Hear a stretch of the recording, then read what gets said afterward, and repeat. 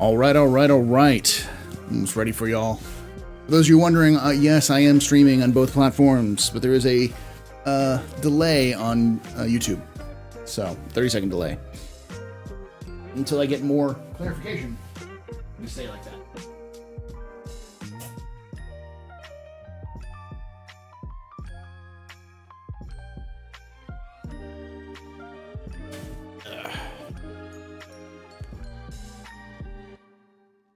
All right.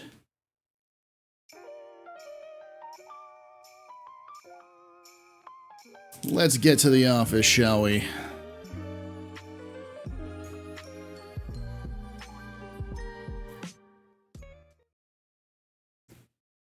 All right.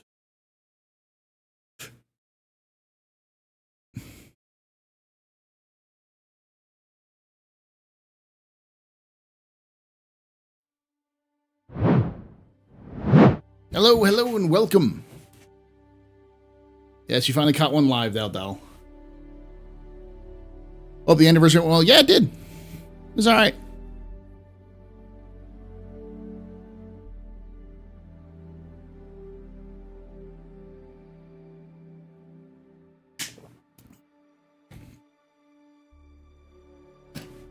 No.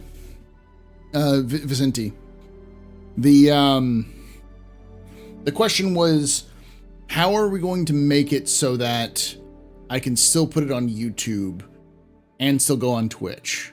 And the answer is, there are ways.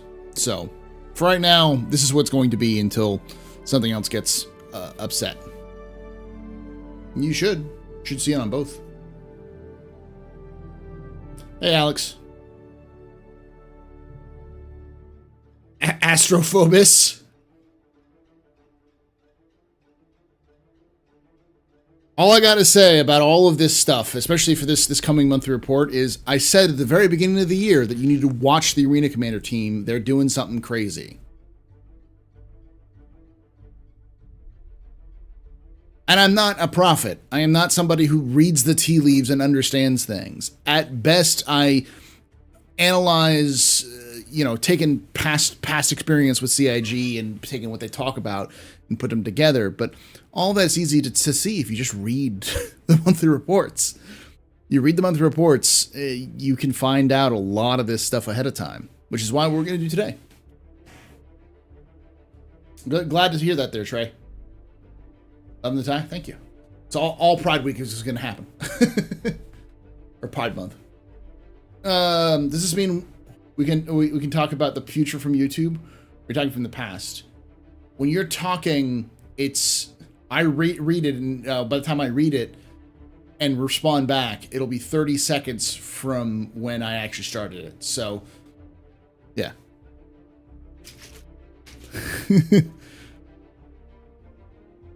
You did say that. I remember. Even Pepper Farge remembers. Yeah. No, read it to me.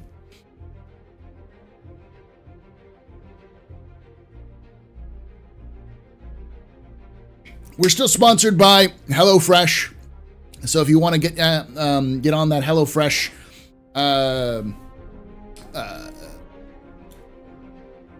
16 free meals, free shipping, POG HF 109590. It's a good deal, especially if you're somebody who wants to like expand their recipes, or not have to go out and pick out specific items and stuff like that. You can get a lot of stuff. I've learned, the one thing I will say that I've learned from HelloFresh is that they've got some interesting sauces. Like a lot of the meals are pretty basic. They're not too complicated. It's hard to screw them up. But there's a bunch of sauces that they come with that at least I've seen, which you make. You take different ingredients, you make like a sauce and like a pan fried sauce or whatever, that kind of thing. And my experience is like, that's pretty good. Like, that's what I've taken away from HelloFresh. So they're sponsoring us through June 26th. So you've still got plenty of time to get on that. And every time you do, if you pick yourself up a box with my link or my code, I get a little bit of kickback. So read the instructions. Yes, you got to read the instructions.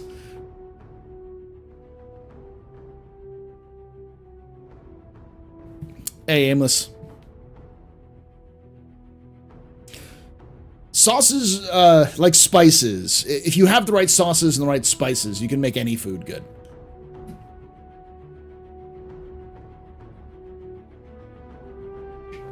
No, Kasumi. So Twitch can kiss the roundest part of my ass, especially since that doesn't go into effect until July 1st. So, but they've also apparently completely backtracked on it and said they're not going to implement it. So, how's Twitch treating me? It's going to town on me. It hasn't even given the benefit of taking me out to dinner, getting to know me. They just taken me out back real quick.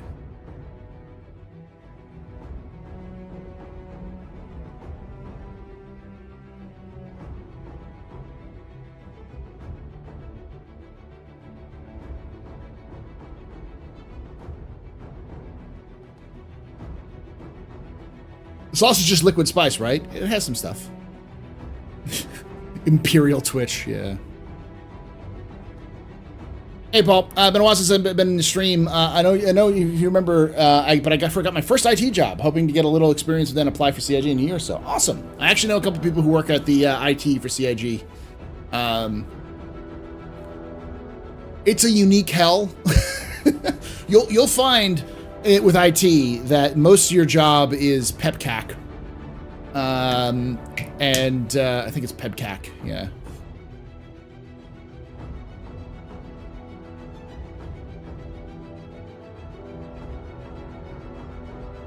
Yeah, PEPCAC.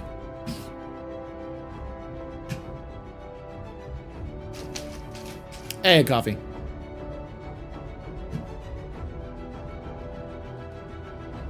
Layer 8 issue. But every so often you'll experience something which is just going, what the absolute fuck? And just kind of go like,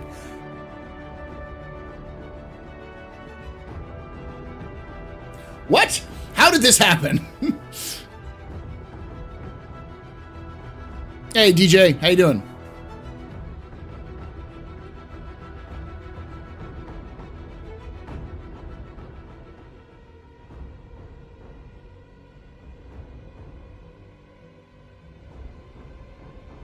We're gonna be watching your premiere, and I'm sorry that I believe DJ. Are you the DJ from CIG? What are you doing up this late? I did mention that where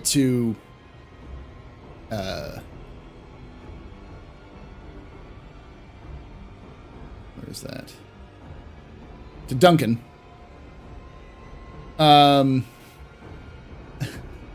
That I think that is you, isn't it, Duncan? Okay, good. That we're gonna be covering Arena Commander a little bit, so we'll be talking a little bit about that, especially if we're gonna watch an ISC and talk a little bit more about it. As always, if CIG is in chat, don't be super pushy about it. If you have questions, feel free. But as chat will tell you, I have been watching y'all's monthly reports since like September of last year, being like, what they doing over there? What they doing over there? And I was like, there's something. They plotting. They scheming. It was actually since like February of last year when the team was formed. I'm like,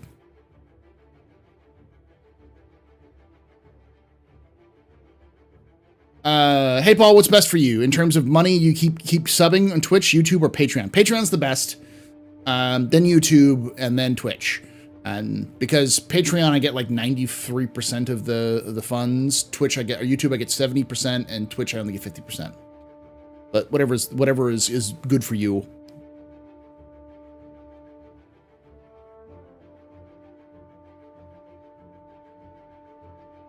I only have 2 questions for you though, DJ. Number 1, are you the same person who was working at Firesprite before you working with CIG? And number 2, does Sean still not clean his dishes in the sink?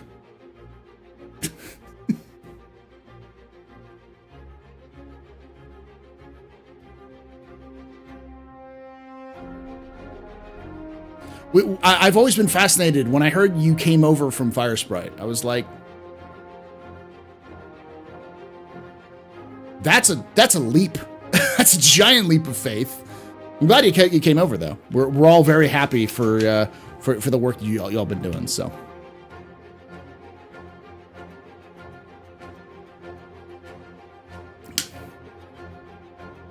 Where does he clean them? So there was an image around there where Sean used to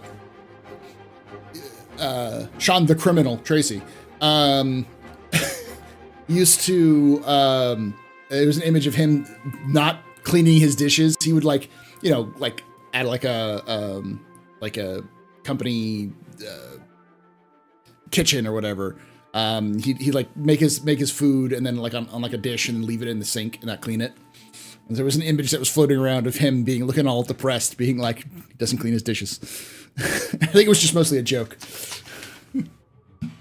Question. So evacuation pods is anything in lore that would indicate how they might work in game. For example, preloaded route, the closest, etc. Hey, thank you. Hey, a tip.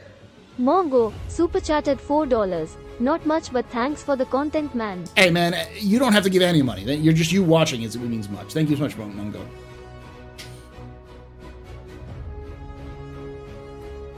That works too, Alex. That works great. You get more content with like Astro Historian stuff with that though. So anything in lore that may indicate how they might work in game. For example, preloaded route to the closest planet, etc. Nothing really. We haven't really seen a lot of information about escape pods, and I think that's intentional because I think the lore team doesn't want to like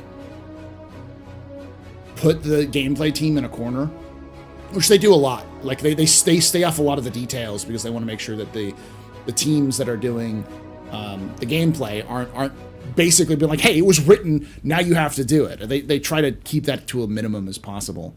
And since I don't think anyone at CIG really has kind of looked through and figured out how that might work, just the technical aspects.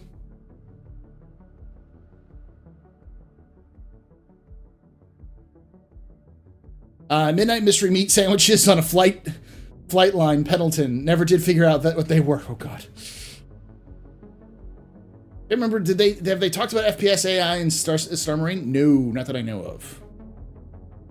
I'm very excited about the monthly report. Seems Squadron 42 is basically refining and polishing phase. It's important to keep in mind, as hype as I am about that as well, is that video games are not developed at the same way or at the same pace. So polishing and refining certain aspects of the game could mean that just those aspects of the game are done because they're connected together or they're separate from other aspects of the game. No game is made the same way, so it's harder to tell, though I'm optimistic with the amount of refining and polishing. So yeah, polishing can take a while. I was a bit of a skeptic on Paul's AC team hype, but now after the last two IACs, I'm a believer now. AC is in great hands. I mean, yeah, the DJ who was still in chat or was in chat at one point, that's a leap. Like I said, that's a leap of faith. Leaving a job, like a solid job, to go to it. I mean, I guess you were still working for CIG just as a contractor. That's a big leap. So.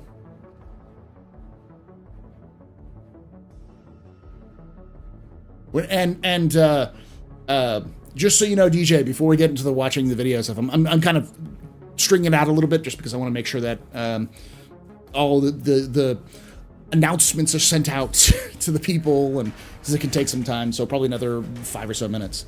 But I made the bold prediction that Theaters of War would be coming out this year, and mostly to try to get people to yell at me and telling me I'm stupid.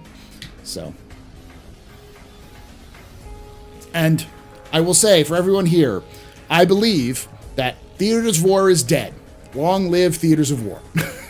It was always a work-in-progress title. It was always meant to be a temporary title.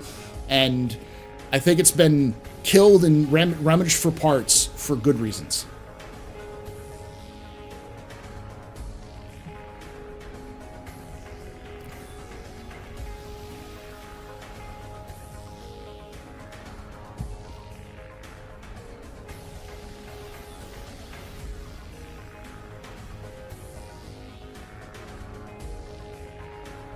Venuses of combat. Venues of combat. Yeah. Also, Paul, we need to add a Solus Beyond the Verse to the roster of the Army Lord, the think tank. Yes, I do. I do.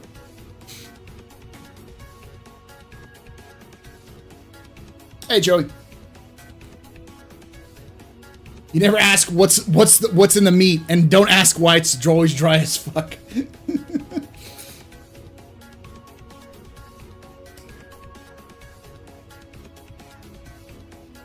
I really feel like with Squadron 2 being further along, they should get a FPS AI mode of going sorts. I'd love to see that, but I think CIG. So here's the thing, and let me explain a little bit about what I understand about AI in Star Citizen right now. The FPS AI is very advanced, but it's not in the game yet because the game can't handle the FPS AI.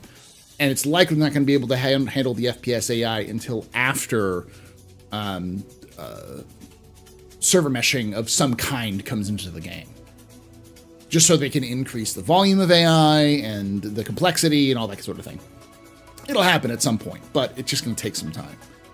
And I'm sure it's going to be a little bit more than a copy pasta for the Arena Commander team to be able to take the FPS AI that's being developed for Squadron and then port it over to Star Citizen to be put into the PU.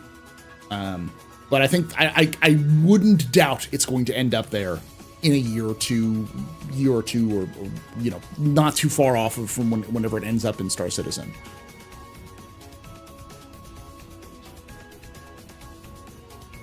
Honestly, with Arena Commander's new modes, they should just call it Theaters of War. Yeah, it makes sense. It's just Arena Commander. I hope they expand the ground vehicle battles. You and me both. Combined arms warfare is huge.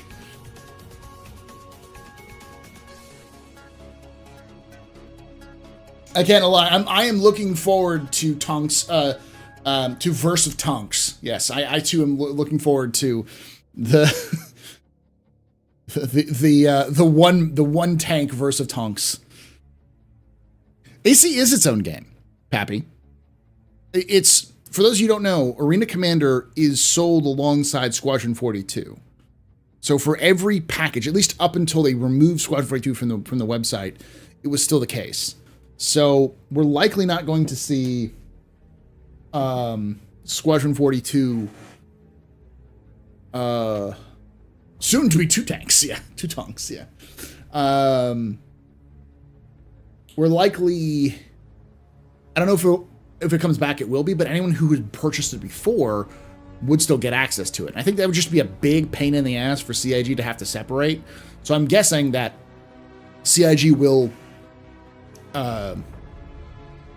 just continue to do that, which is just a simple and easy mode, because if you have Arena Commander, it's a fantastic multiplayer mode for Squadron 42. If people are looking to play some multiplayer aspects, they can just pop into Arena Commander for that sort of thing. And it, gives them the chance to go to the PU and so on and so forth.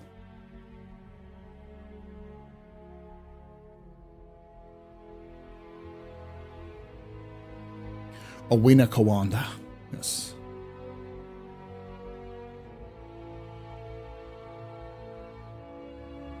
Yeah, it used to be, but then as the price went up, they incorporated it into a package. But like since they split off the packages of Squadron 42 and Star Citizen, Squadron 42 has always come with Arena Commander. World of Star Tanks. That's why I just said Universe of Tanks.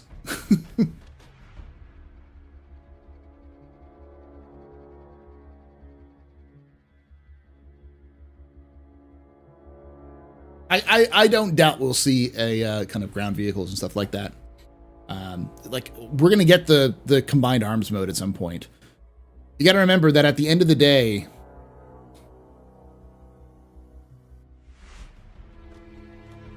the purpose of Arena Commander is going to be kind of that training and practice ground for groups and individuals for playing Star Citizen.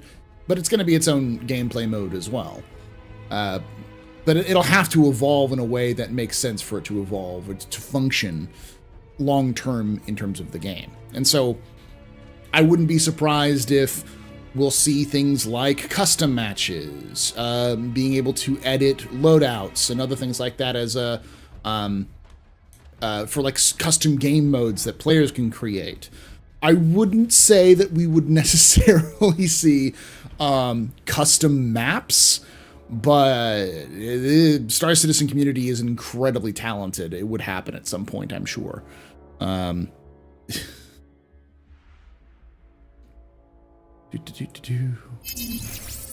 Okay. Party with Artie in combined arms mode. Oh man. One of my favorite memories is artillery in games like Arma and in Battlefield.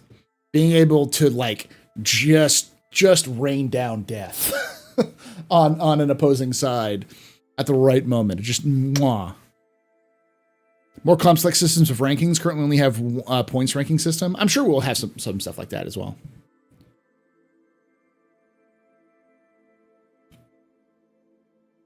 If they're hoping to do this, I really hope it means combined arms. Oh yeah. Theaters of War. I don't think, and here's the thing. I said Theaters of War is dead, long live Theaters of War. What I mean by that is what we saw in terms of Theaters of War way back in 2019. That is not what we're going to get with combined arms gameplay. Just like the Arena Commander, which was originally the dogfight module, and just like Star Marine, which was originally called the FPS module, we're going to see Theaters of War's name change because it was always kind of a placeholder. And because of everything being combined into one major group, everything under the Arena Commander banner, it makes it easier for them to just have combined arms gameplay modes in Arena Commander. So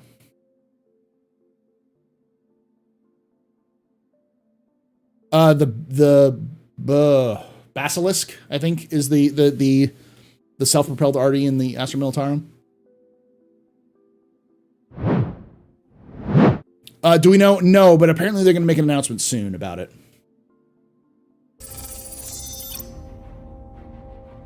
I'm still here, still trying to learn what all the buttons do. So while I'm at it, let's not waste any more of your time and get you all right into part 2 of this enormous Arena Commander update that's scheduled to make its way to you in the upcoming Alpha 320. And I'll Be right here when you get back. Do your best Jared impersonation. Oh, I don't want Last time on Inside Star Citizen. to just yell really loud. Last time on Inside Star Citizen. I don't even know what accent that was. Are you excited to be doing 2 ISCs in a row? It took me over 80 minutes in what we had only scheduled to be an hour to film what was probably a 15-minute episode. I'm sorry. Especially to Jared's team. You have no idea there, DJ, how long it takes. That's actually pretty efficient. That's really efficient. For an hour long or 80 minutes worth of footage being cut down to about 15. I mean, usually people talk about, if you talk to content creators, will tell you that like it takes me sometimes 4 hours of footage to cut down to the right amount for specific stuff. So doing great.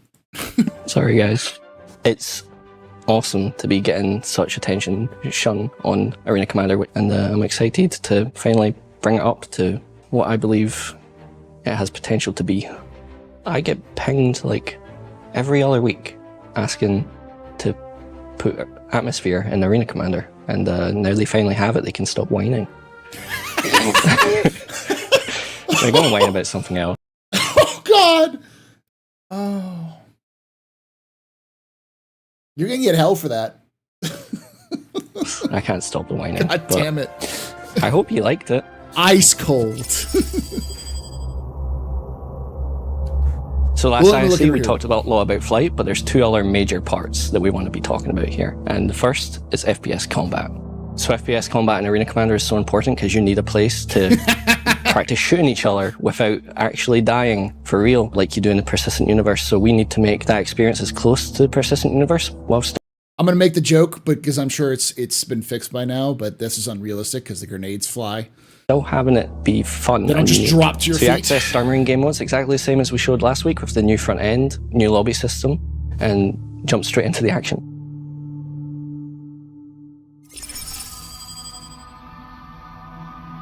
Hey, hi, so with our existing maps, the VFX team are helping us out and doing a pass over everything. So it might not be finalized in the footage that you're seeing here, but we're excited to see where they can take it and uplift all of our levels because they're in need of a facelift. And we've been working hard on fixing a lot of the bugs and frustrations across the maps. All I know is they did a lot of bug fixes recently. I don't know, we're not meant to just say bug fixes. Fixing doors that weren't meant to be there, resolving the fact that you could just smash through the glass which you're not meant to be able to smash through, and just go into EVA in the middle of elimination, which is bad. We weren't supposed to be able to do that? Being able to get into areas you shouldn't be able to get into. So we fixed those up. In terms of new maps, we've got a variation on a fan favourite, Echo 11. We're introducing that to elimination. Echo 11 is quite a big map for control. For elimination, we've tightened it up. We've cut off access to the D room and some of A room and made it a little bit smaller so that the action can be more compact and suitable for elimination. So last week we... That looks a lot... Are they using pyro assets? That looks a lot junkier. I mean, it was always junky, but it looks more junky than I remember. Showed off Security Post Korea being introduced to dogfighting maps, but we've also introduced it to FPS maps, so you'll be able to play elimination, control, and some of the new game modes. Oh, God. So this is going to be a callback for those of you who are old, but the first thing that popped in my brain with this was I remember when Star Marine was still not released. And everyone was like, where's Star Marine? And Chris came out and said, well, we have FPS at Korea. Everyone's like, but that's not Star Marine. So now there's Korea in Star Marine. It's gone full circle. Nature is healing. On Korea itself.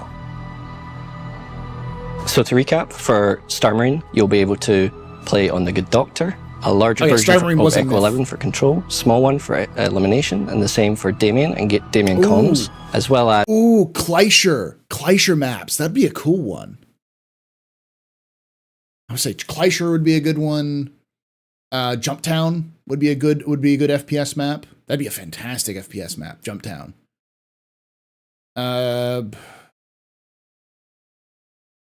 Obviously some of the other ones like that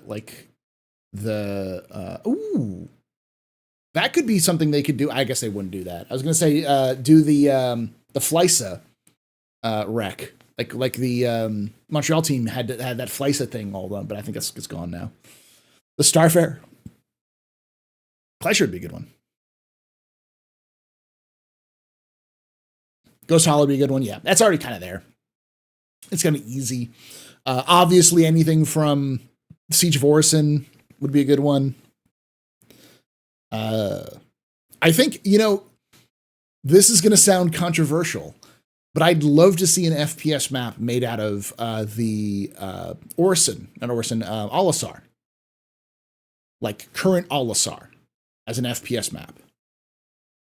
Like 2 platforms jumped across to each other to try to, capture points. So you have to go EVA across the platforms. There's no way, so you have to go EVA. Some tight confines, that'd be a pretty good one. As Security Post Korea, which is being introduced to elimination and control. So with the Good Doctor, it's... The Crash Javelin, yeah, that's the FLYSA. I'd love to see the FLYSA actually be used for some of that stuff, but... Some point along the line, all a generic bunker? Okay, it's kind of a generic bunker, but it would work as good kind of for EVA stuff. Hey, Noodly. the trees disappeared. So designers went in and restored that, so it's back in this beautiful oasis area that it's meant to be in. Oh, by the way, chat, this is another example. This right here, people in the past are like, does that mean green is done? Because they kind of, the last video, they talked about how they generated green. No, this is Lear 2 or 3, maybe the Lear 1, I can't remember. It's one of the Lear planets. And that doesn't mean that CIG just has Lear 1 hanging around. Lear 1 was generated for the Good Doctor map, but it uses the same tools. So if and when Lear 1 comes out, it will probably be different than what we see here, but this will be the basis of it. So like we might see it change as after it comes out. They'll just port in that asset. But I don't think we'll see, for instance, Good Doctor in the Good Doctor map in actual game, because it's supposed to be kind of like a digital, like, FPS. This would be like porting in the actual layout of the White House to an FPS game that takes place in the White House, like Modern Warfare 2 or whatever. And fix the lighting and various other issues that just happened over time. I don't know how. And now Good Doctor's looking beautiful. Literally. So Star Marine is a personal favorite of mine. I love FPS combat, and I'm so excited to be working on more additions to the FPS area of Arena Commander. And that leads us to something I'm super excited to talk about, and that's experimental modes. Experimental modes are important because it allows us to get back into what the real meaning of Arena Commander used to be, which is playtesting and making sure that things that are made... Right, it'll be different in PU, the same with the Planet Green, right? Probably. But as a result, what will likely happen is the planet that's below the... That's the place for the new racing maps will likely just change when that gets updated. But I don't think you'll actually be able to go to those locations on green and see the exact same thing. It'll probably be a little different. For the PU and Arena Commander and Squadron work the way they're meant to. It allows us to put stuff into a testing environment where we can quickly check if just something works the way we want it to, essentially. Somewhere along the line, we lost that, and when we formed the Arena Commander feature team, we knew that Arena Commander has to stand on its own and have these flagship game modes and new things that are unique to Arena Commander, but we still want to support the persistent universe and other ventures that we go on. Experimental modes are important to us because it gets things in your hands quicker. Instead of waiting for these big, huge game modes to release, we can test things out periodically for a day, a week, a month, and get it into your hands sooner rather than later. So let's dive in and take a look at some of the experimental modes that we have been working on. The first experimental mode is single weapon elimination. So you can jump in with what will be pistols at first. From a developer standpoint, single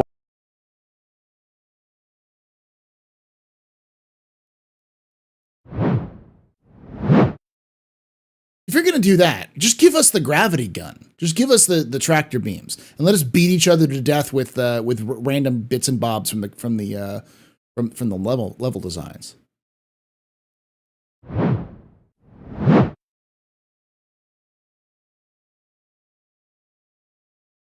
This music is actually Star Citizen music. All this stuff, I've seen this before, so Weapon elimination gives us the opportunity to really test weapons that we want to get tested. It allows us to check every single part of the weapon balancing Oh, God, and make it's sure chaos. that it works just right. We know that players want to test their skill against each other, and the best way to do that. Listen, if they're giving us a pistols only mode, we should see prop hunt.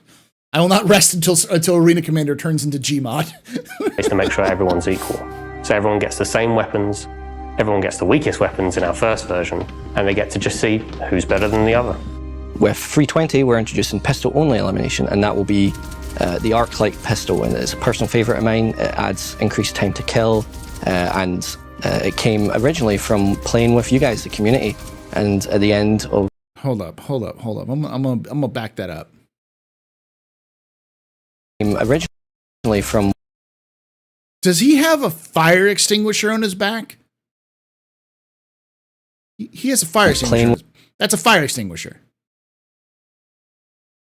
You gotta tease us like that. You've been talking about fire extinguishers as weapons in game for like 2 years now.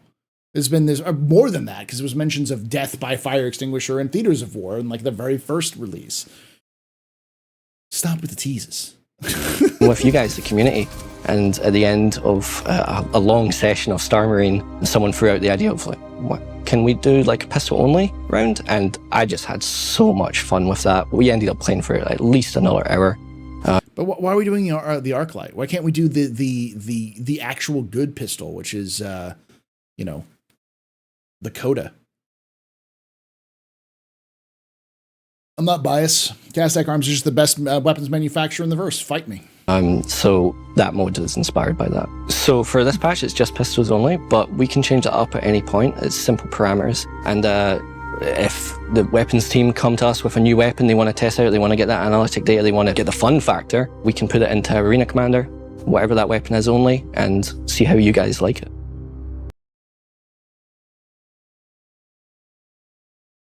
Gotta love the Star Citizen, the Inside Star Citizen team. Gotta love them. Gun Rush. The next experimental mode that we're working on is Gun Rush. Gun Game! Now, names are temporary. They might change between now and release. But Gun Rush is where you start off with a pistol, and as you get a kill, it upgrades you. And then with every kill, you go to the next type of gun. You go through LMGs, SMGs, some special weapons I won't spoil, snipers, and even the rail. And then we've put some surprises in there for whoever gets to the last round. So gun. Are we getting? I know you can't say anything if you're still here. Are we getting the freaking crossbow as the last one? Please tell me yes. Even if you get in trouble, please tell me yes. That's the one thing that everyone's been like pounded on for this one once. Gun game with no knife? That's a good question. You should start off with a knife. That would be my feedback, is if you're doing gun game style, you should start off with a knife. Because there are knives. Gun Rush, as the name might suggest, is super fast-paced. It lets you get your hands on many different weapons as you cycle through them and get some experience with stuff that you hadn't had. For example, I had no idea how to use shotguns. Still don't really, but I'm a little bit... That's because they're garbage. They're hot shit. They're absolute fucking terrible. Shotguns have always been terrible in Star Citizen, and I don't know if they'll ever fix them. Because they handle like ass, and don't handle at all like they should. Bit better at them now thanks to Gun Rush. So Gun Rush is only possible thanks to the refactors we've been doing to the spawning and loadout modules. So we can, instead of refreshing your entire loadout, switch out just the gun, and it's super fast now, whereas before it was a bit of a clunky thing to do. Verse of Tonks! In the next experimental mode, we're bringing ground vehicles to Arena Commander, and that is Tonk Royale. So there's going to be 3 locations for Tonk Royale. It's going to be Hurston, Yela, and Magda. So how it works is simply we have a massive arena, we drop you in on these 3 various maps, and you just go to town. There's going to be 3 versions of Tonk Royale. First is... I don't know if anyone can actually do this, but I'd love for them to actually put these Tonk Royale maps in the game. Because those would be great places to actually do them live in the PU, so... No, the guy who coined Tonk doesn't work for CIG anymore. Not because he didn't want to. I think he had to leave because of because of Brexit. He was working in the UK, but he was from France, and he couldn't work in the UK anymore because of his visa. It was like up in the air. He just said, "I'm just going to go home, not worry about it." So it wasn't like he left CIG because bad blood or something like that. Last I heard, he was still very cool with the Zitonk, because no one says Zitonk as like a shit to shit on that dude. That dude is fantastic. Just Zitonk makes it sound so sexy, and that's why everyone calls it Zitonk, and it makes it a nice unique thing that Star Citizen has. Is a classic elimination deathmatch, respawns, just get as high score as you can. Second is squadron battle, so you are team versus team tanks. In squadron battle, it's super exciting because you can run as just the driver, or you can join one of your teammates and be their gunner. And then the third is still being worked on. Not sure if it's going to be making this release, but super excited about it, is hardcore elimination. So essentially elimination, but you've only got the single life. When the Turbo Storm gets introduced to the verse, we'll be sure to add that to Tonk Royale as well.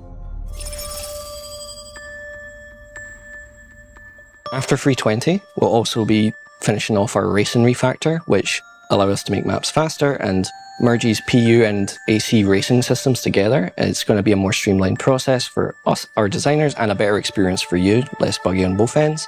So with the racing refactor, we've also been working on a betting module. We need proper tank optics for the Tonk. Yeah, that's more to do with HUD modes, I'm guessing, because CIG's still struggling with some of the HUD elements. Once they kind of get those things finalized, I think they'll probably get into things like thermals and night vision and stuff like that. I still hope that CIG has some nice counterplay, because in my mind, I play a lot of Arma, or I played a lot of Arma. I don't do it so much anymore. And one of the most unfulfilling things in Arma is having thermals or night vision, because if your enemy doesn't have thermals, night vision, you just absolutely dominate them. And while that's more realistic, this is a video game, and I want to be the ability to like at least have some sort of counter on that. It's a sci-fi game, so it makes a little sense to do that. But you definitely need those just for basic navigation, in my experience. Which will let you bet on races. Now, this whole Tonk Royale mode, I'm just thinking it's World of Tanks. It's World of Tanks. It's Verse of Tonks. Yes. We haven't got all of that signed off, but excited to get that in if we can. How would they do betting? Is this for rec betting? Would it be like pilots bet against each other to see who would win? Because then maybe you'd have people who would throw the match intentionally. I mean, the only way I could think about doing betting is if people were observing and betting. But Hey, Victoria. I heard betting module? Yeah. I'm still iffy on that one because you can still buy UEC, but I don't think it's in alpha yet. It's not. You can't. It doesn't count for alpha UEC, but.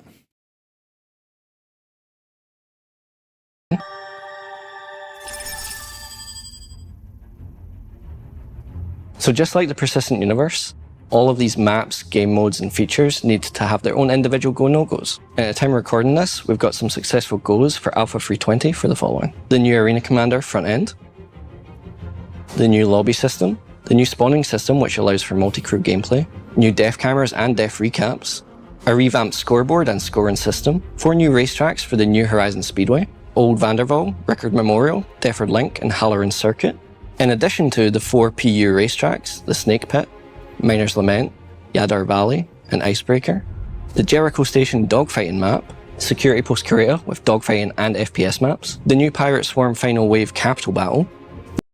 Please tell me that thing's going to be optimized. I mean, I'm looking forward to it. That thing's going to be so... the spectacle is going to be fantastic. But I'm just sitting here going 3 FPS. 3 FPS, Commander. The new Echo 11 elimination map, and new experimental game modes like single weapon elimination, gun rush, Tonk Royale, elimination and squadron battle versions, and finally a new infinite wave Vandal Swarm you'll discover for yourself. So that about does it this week. I'm so excited to share all these cool developments with Arena Commander, and got the list here. I just want to give a shout out back to Adam, Adrian, Bryn, Corwin, Kirk, Mark, Ricky, Samuel and Sean and Simon and the Arena Commander feature team. I'm sitting here in front of the camera, but man, the work it's thanks to this amazing team that I have. And I just couldn't say no to Jared because he's my dungeon master and I really don't want him to kill my character. All right, DJ, if you're here, what's the character? You got to spill the beans. We do TTRPGs here as well, so we got to know what's the build. What are you running?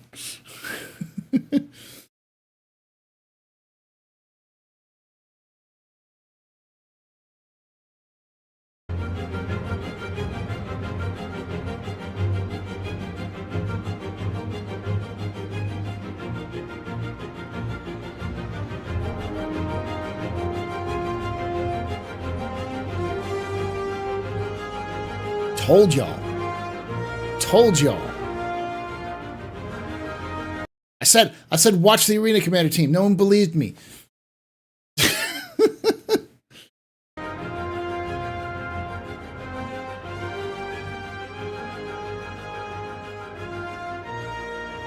Oh, Tree's gonna have a conniption. So, what did we learn this week? Well, we learned that changes... Up. That alone is going to have Tree lose his mind. Sorry, Tree. I know, it's a video game, so it's like inside the video game, so it's a little bit different.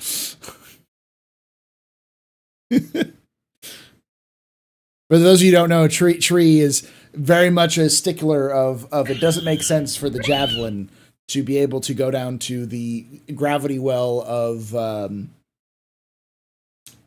Crusader to Orison and park there just willy-nilly.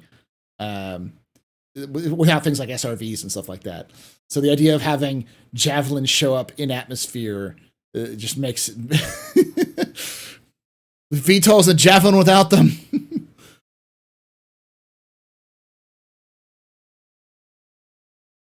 Oh yeah, true. You name something more iconic than an admiral in charge of the Javelin and going into atmosphere.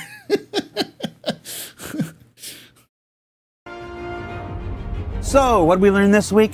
Well, we learned that changes to FPS maps should make for a more varied experience in Star Marine game modes. That the first ground vehicles are finally arriving with Tonk Royale. And that we hope the new experimental modes will function not unlike dynamic events for the Persistent Universe, where they can provide timed, direct experiences the team can use for analytics and feedback from things as small as a single pistol, to a brand new vehicle, to even curious experiences like Gun Rush, and a few more things that we're not quite ready to share just yet. Also, if you missed last week's show, I'm going to show you the conspiracy theory thing from last week. I'm not sorry about this. Apparently, so this was shared to me by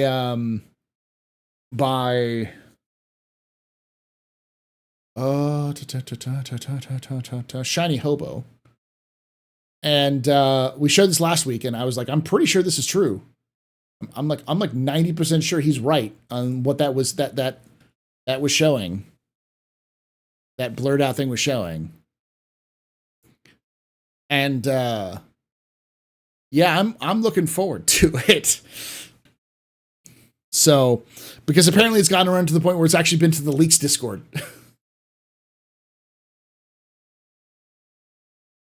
That's definitely the Hornet silhouette. It's an image. It's often, I think it was used for Arena Commander, for one of the starting screens for Arena Commander. It's a Hornet. It's a spaceship, and the original actual thing looked like this. That's what the blurred out was. And I've used YouTube enough to know that I'm pretty sure that blurred out was a post made in YouTube after the fact, because it's exactly the same shape that the YouTube blur was.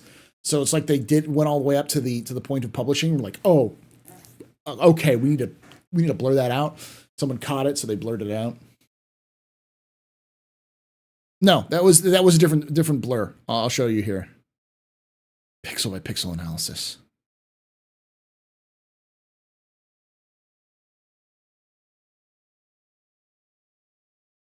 Recording this, we've got some successful goals for Alpha 320 for the following. The new Arena Commander front end. See, that's not the same one. Right here. That's not the same as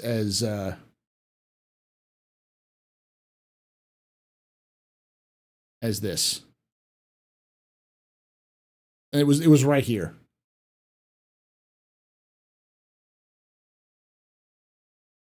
Finally arriving with Tonk Royale.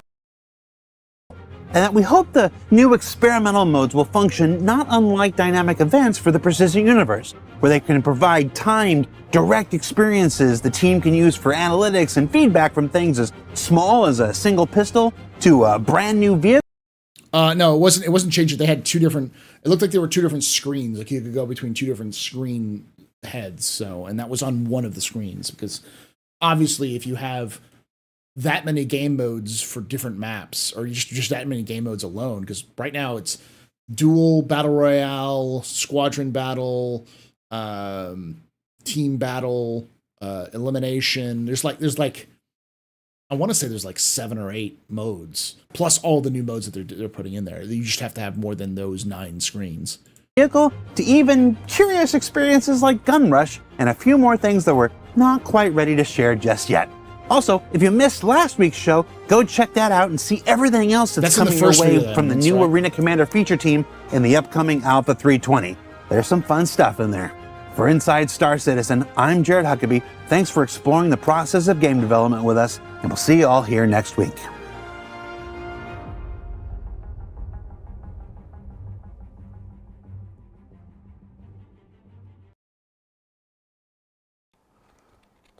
Hey, it's Smashley.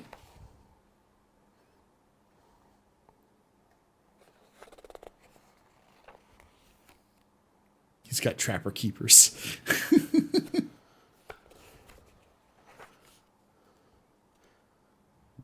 There isn't going to be a post-credits thing in every show.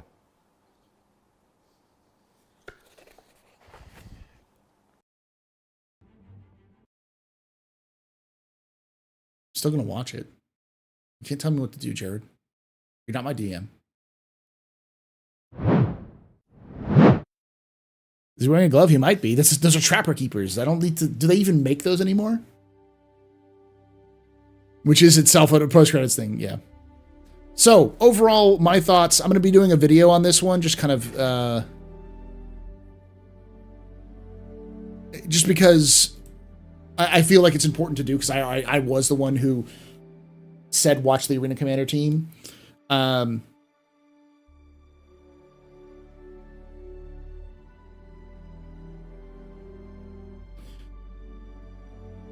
It's important to note that this is not the end for the Arena Commander team.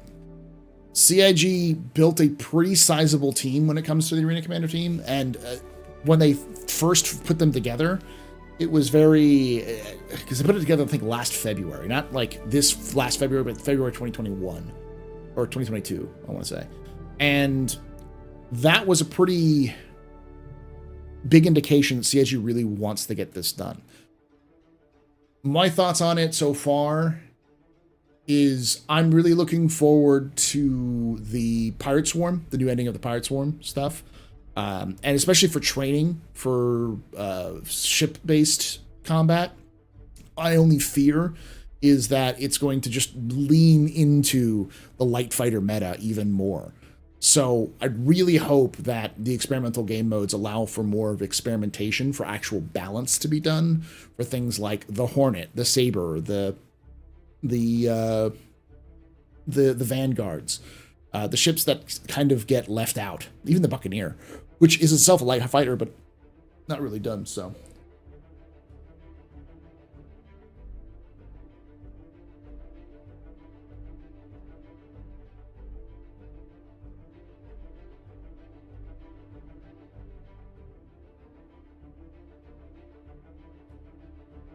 It's definitely, and the reason why you should care about it is because as Death of a Spaceman becomes more of a thing in game, as we'll look at this for the monthly report coming up, but as we look at the things like the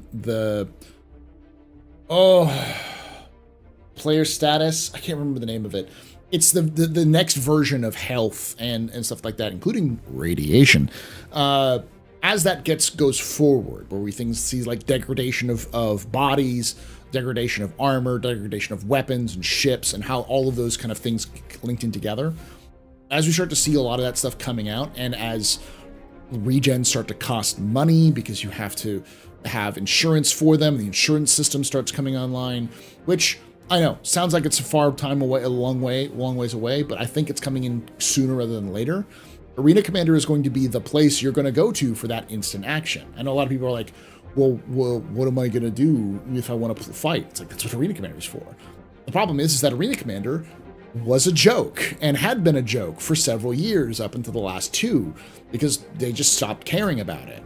Either because they didn't want to work on it or because they didn't have the bandwidth, and now they actually do. So this is an important thing to not only give feedback on, but to pay attention to, because I think a lot of stuff that we'll be going forward to test in the verse, as well as things that will be ways that you can kind of practice and train and just get more instant action out of, will be coming from that. So.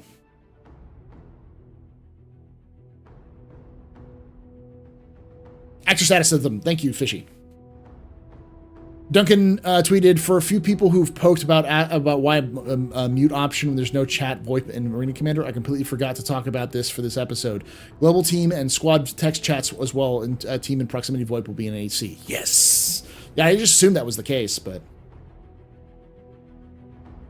Though the current trend seems to be Scorp Hurricane. Well, the Scorp and Hurricane are good, but that requires two people, which is why it's not as meta. It is the meta, the Hurricane specifically. The Scorp isn't nearly as well used, but in Arena Commander, it's been light fighters. So there just needs to be more balance. Like the Hornet specifically, and like the Saber, do not function the way they're supposed to function in the roles they're supposed to function in. Because right now they function as a joke. In comparison to the light fighters.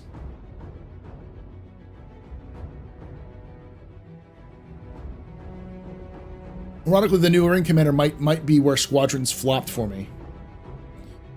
Or Squadrons flopped for you. In what way? In terms of like, well, I mean, Arena Commander is, it's still a popular game mode. I wouldn't say it's like overly popular, but a good solid... It does numbers, right? It's not just an abandoned like it used to be. Did CIG tweet out get good? Because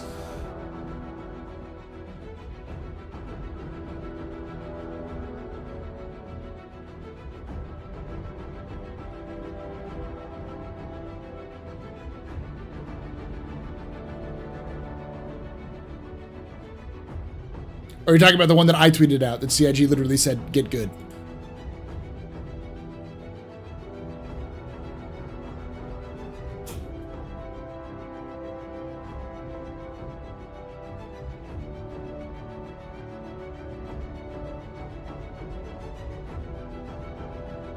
Watching a Gladius or Arrow race a Connie or Freelance in a seconds needs to go away. Yeah, but I mean, that also has to do with like death mechanics, having to like time to death decreasing or increasing, taking longer to die in game.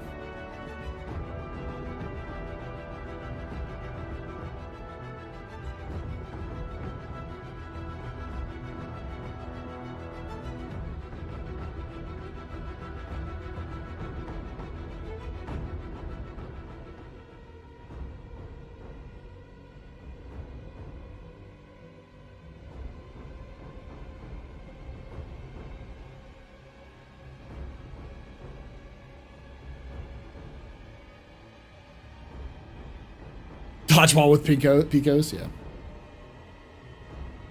Well, the problem is that the Freelancer's turret sucks. It's garbage. The Freelancer's turret it should be much better than it is, but it sucks. In fact, if I were to do a simple solution, I would remove the EVA hatch, which is supposed to be the docking port, which they're getting rid of those anyways, those kind of vertical docking ports. I would remove that and put the actual gunner seat up there, and remove some of that cargo, which may cause it to have to extend a little bit more, but that would give it a little bit more of a field of fire even behind it, but won't armor penetration fix that issue?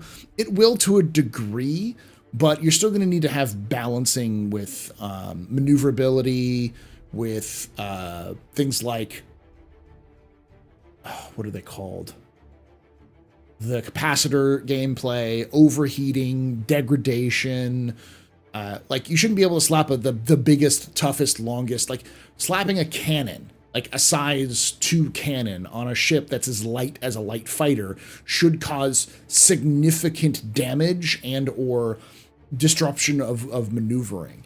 There's is it the Su-25 or was it a MiG-25? I can't remember. There was a Russian ground attack jet, which was basically, it just took a existing version of like of a jet, and then they converted it to a ground attack version, and it had this insane. It's effectively kind of like the A-10 Warthog, similar kind of design, and they just put this big gun on the front to just shoot with it. The problem was that every time you fired the gun, it would break the plane.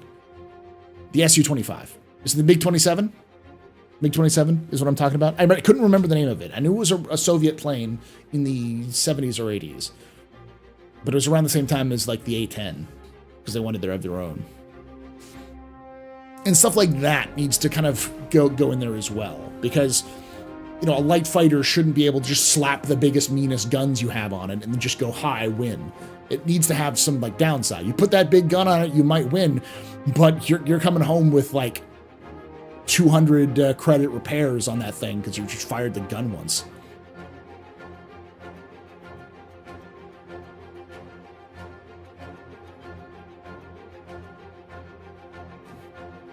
Is the Su-25 that I'm talking about?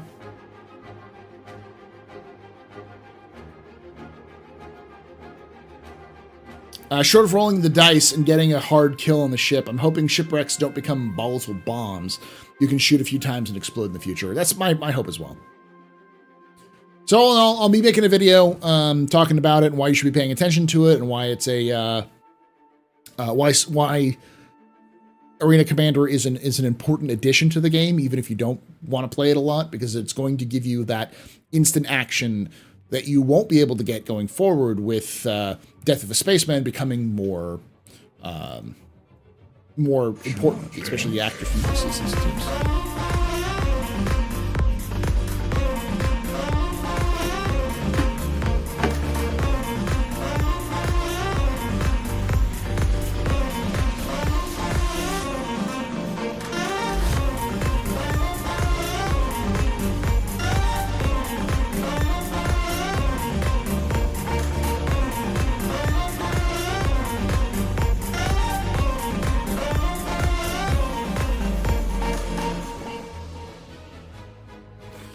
Oh.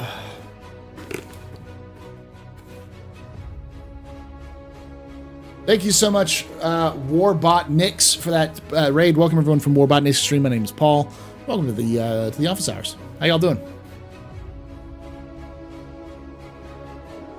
Yeah, Big 27. The Su-25 was more sensible. Predictions on when that will be closer with Death of the Spaceman. Starting the end of this year, rolling into to next year. I don't think it'll be a one-shot click. I think they'll bring in actor feature team or whatever it's called. Tree said it earlier. Let me see if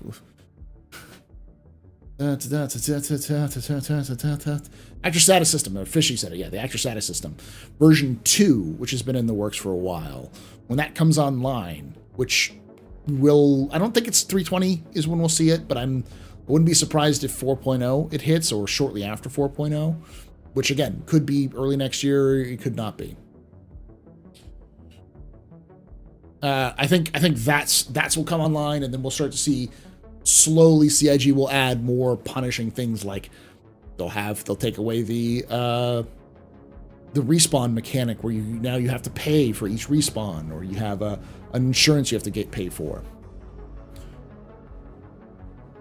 Arena Commander means closer to Theaters of War. Theaters of War is dead. Long live Theaters of War. I don't think Theaters of War is going to be around anymore. We may see something like Crossroads of Crime for Theaters of War that may come back, but I don't think we're going to see it in the form that it was originally pitched. It'll be Theaters of War will be called something like Combined Arms, and then each map will have its own kind of static version of it. But they may be able to make multiple versions of those maps as well. Yes, Gumbo, you're late. You're about an hour and 5 minutes late. What do you think the new alien ship mentioned in the leaks is going to be? I don't know. I couldn't tell you. Based off of the guesses, I could see what they were talking about, but, you know.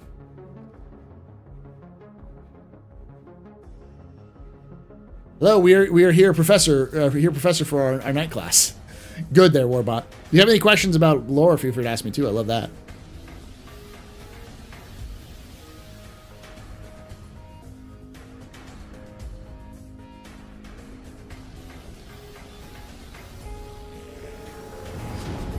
So yeah, this is a good example. Thank you for posting that. This was 2 years ago. Hey everybody, welcome to Calling All Devs, the series where we take questions from you, the Star Citizen community, and pose them directly to our developers. On this show, we got something a little different, a little special. It's okay, where is the inevitable someone linked all of the answers? No, it's not top voted. This is with Chris. So this was Chris Roberts talking about the whole thing. And Richard Tyre. Okay. So this whole thing is about Death of a Spaceman and how that works. All right, chat, I'll be right back. YouTube mute, because this is about to get spammy. Yeah, be right back, chat. Good news, everyone! Good news, everyone! It was at this moment that he knew. He fucked up. 2 words. Distress bacon. Distress bacon. Drugs. Fuck this shit, I'm out. It's a complicated profession. 2 words. Distress bacon. Drugs. It was at this moment that he knew. He fucked up.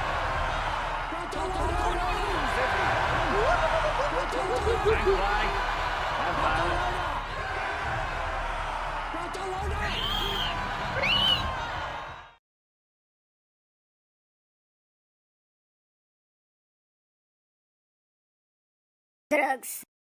2 words. Distress bacon. Fuck this shit, I'm out. Everyone. I'm Fly.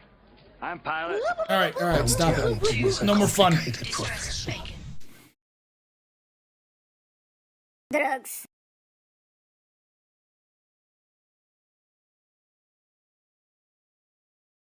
All right, put it away. All right, answer some questions here. What do you think the Cillian's going to be? I don't know. My thought is racer, but it could be a fighter. I mean, we have a light fighter with the Santok Yai.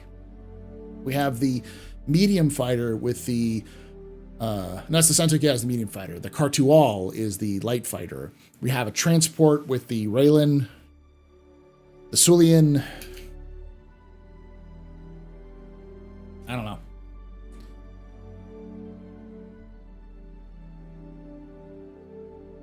Theaters War elements of it will probably be folded into Arena Commander. Yeah, it's something that I theorized a long time ago, was that CIG was going to fold all the elements of Arena Commander into a single thing, because it becomes a lot easier to port a single thing into something like Squadron, which is what they're probably going to do. I also believe that what we'll see is more custom features in Arena Commander going forward, because once they unify all of the different parts together, it'll become easier for them to do things like make up maps, so everything works the same way on the same logic, so you can create it much faster to create a combined arms map with, say, just vehicles and ships with some light FPS in between 2 modes, rather than having to do like a bespoke 3-mode system like they had, like three-phase system like they had for Theaters of War for the Crossroads of Crime. So it just makes it easier and more flexible for them to do those sorts of things.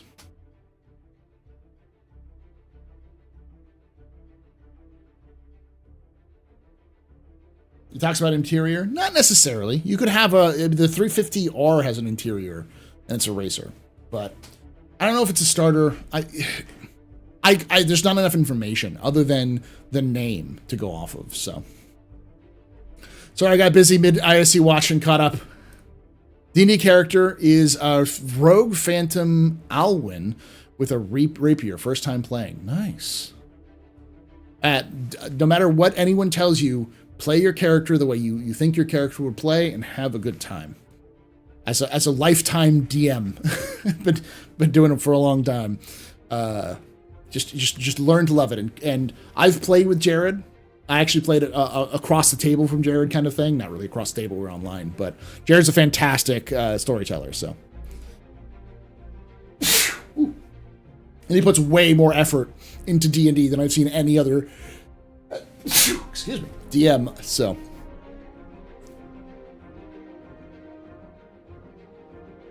Oh.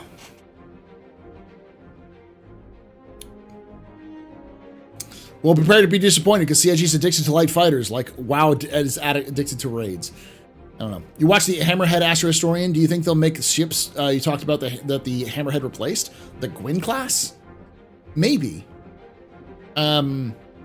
CIG doesn't tend to do the historical ships unless they really like to build them. If the ship team really is down for it, then maybe. But I can't see them doing the Gwyn class Collier because that would probably be an Aegis ship. Though I could see CIG trying to branch the ships out to being like Aegis to have more civilian ships, because in theory they do have that in the lore, and that would be an interesting thing to see what a civilian Aegis transport would look like.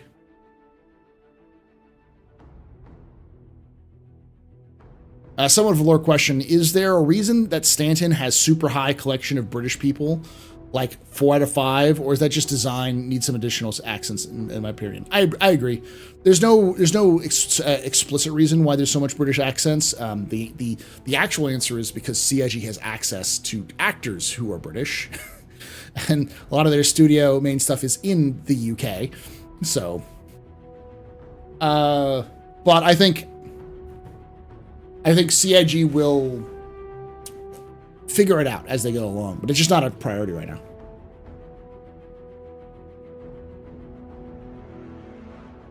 The Cuddy White variant? You mean the luxury Cuddy there, John Dunn? The white glove.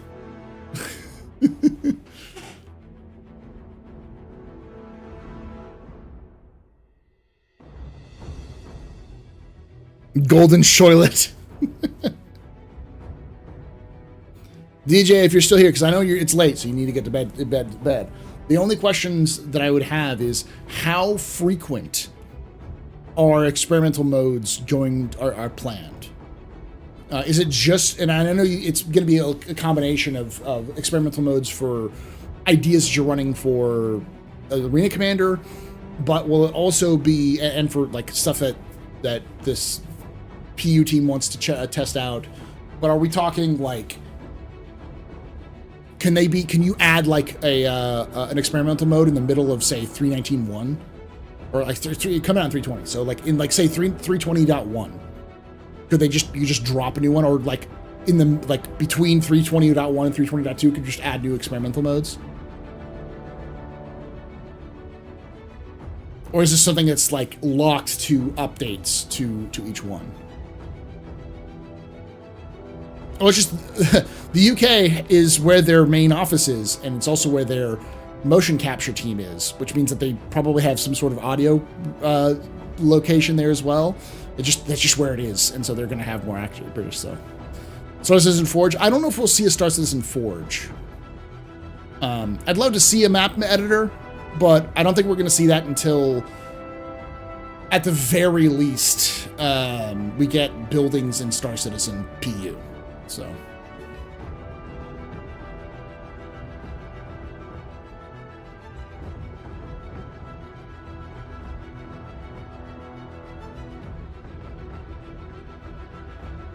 yeah, I'm impressed with the Arena Commander team, what they've done. I told people to watch it because good shit's coming. Good shit is coming.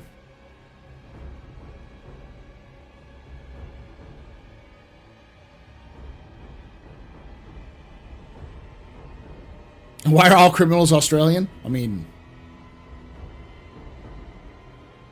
actually, all the criminals kind of have a Northern English, somewhat a little bit of Scottish accents. but it's always the same actor, whoever does that. It's kind of like how there's like 4 actors in Skyrim who do the Nords, and they're always all of the Nords. Have you seen Mad Max? Yes, I have.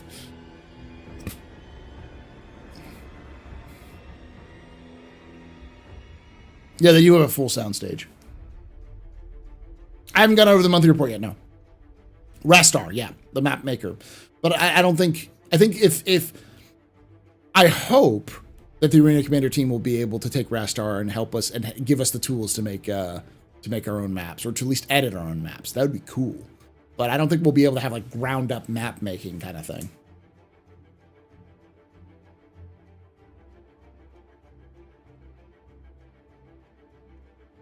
I have watched the ISC. You want a kangaroo plushie? I mean, you can just buy a kangaroo plushie. You mean in game? We don't even know if kangaroos still exist.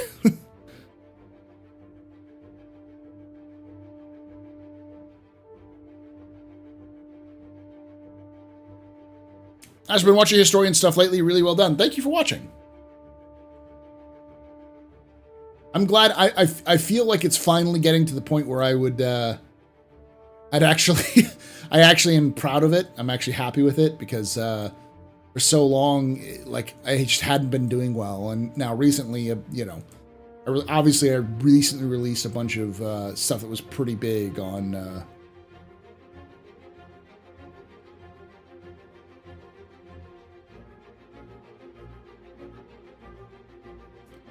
Yeah, thank you. The Hammerhead one, fun fact, there were only 2 sources for that Hammerhead video.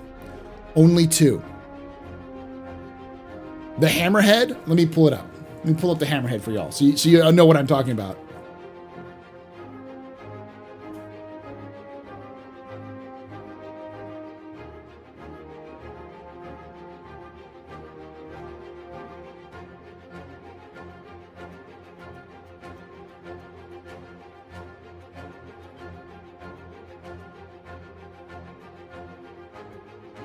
This is what the Hammerhead was released with when it first came out in as a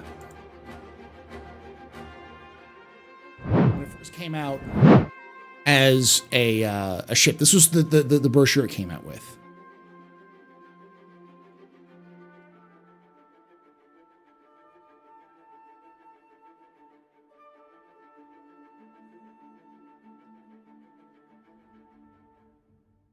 Forgot to mention, yeah.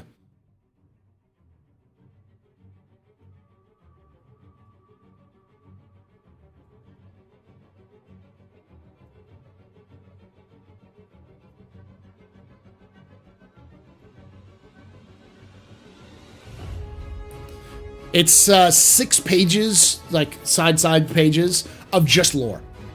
Just straight up 6 pages of lore.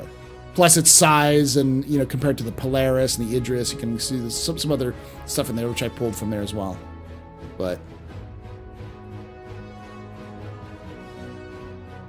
it's nuts how much that's like.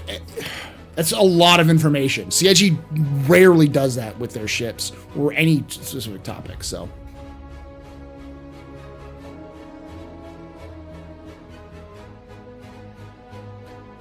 The empty middle space.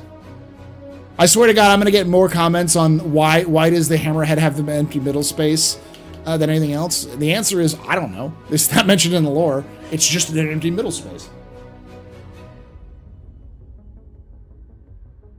It's kind of designed to be like that, though. It's kind of designed to be basic. It's not supposed to be able to go huge amounts of distances. It's a local patrol gunship.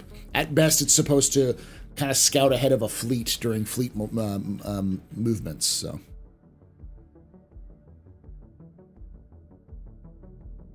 for doing sick tricks through. Thank you. It's Halbrick.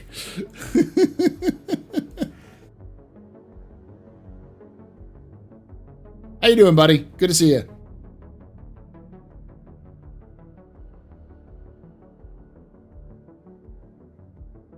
Okay. I mean,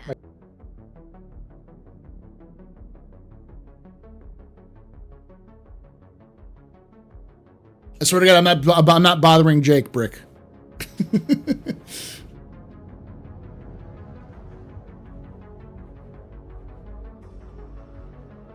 Doing some sitcom bar citizen work. Still. Listen.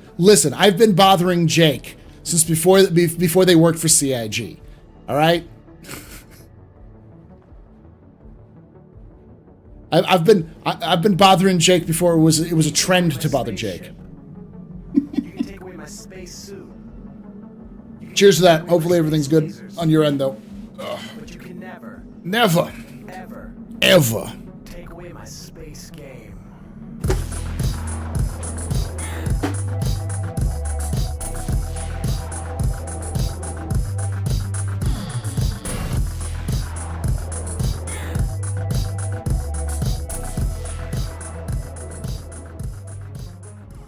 Dirty Bird 61001 just resubscribed for 5 months. Law for the North Room.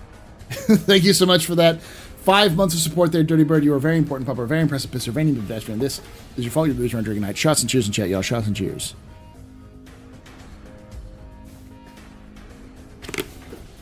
It would be more useful even as an arcade room. Fleet screen, yeah. The empty middle space would make a great torpedo bay. Nah, it doesn't need one, though.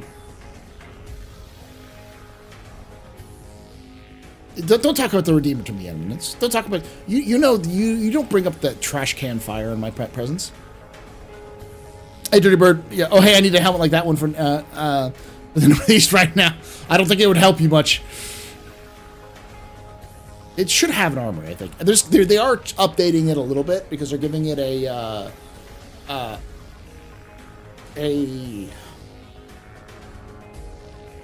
are they giving it? They're giving it a gravity room, a gravity ball. So it is getting updated with a gravity ball, as well as the transformers. No, the resistors. I can't remember the fuses, the relays system. That's where it's being put in there first. So. I'm new to your channel. What's your pub shipping game? My pub ship? I use the 600 executive edition for the pub. When I do the pub, I'll be doing it more when 319.1 comes out. But yeah, capacitors, not capacitors, but the relays that do resource management.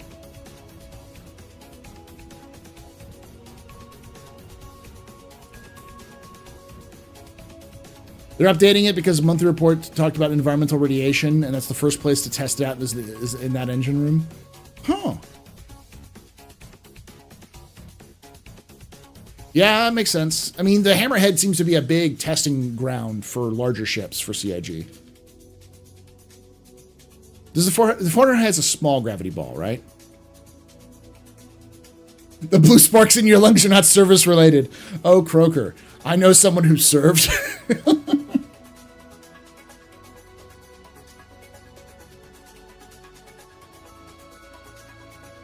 Oh, it was a joke. Okay. Oh, maybe they should have had a variant of the Hammerhead that it has no hole, and a bunch of prison pods in the middle. I thought once we have a capture bounties alive, how do you think they'll handle it? Since right now they have only 3 ships that have cryopods.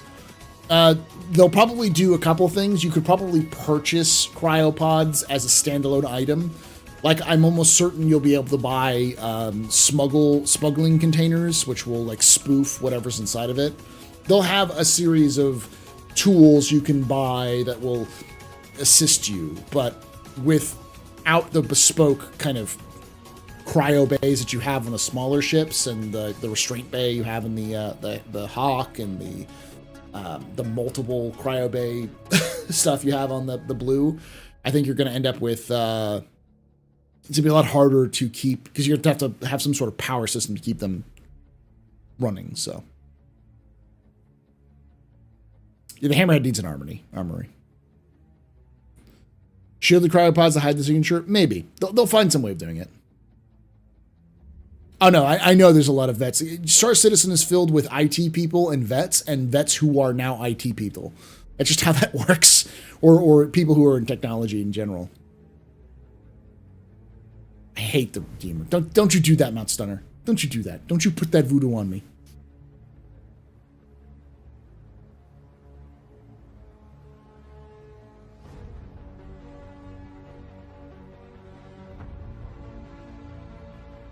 Just at me this time. I'm an IT veteran. You're not the only one.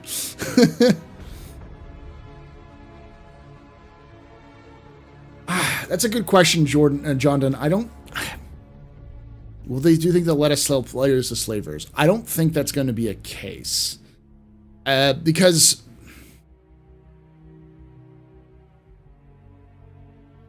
they'd like to... They'd have to be very careful with it. Because...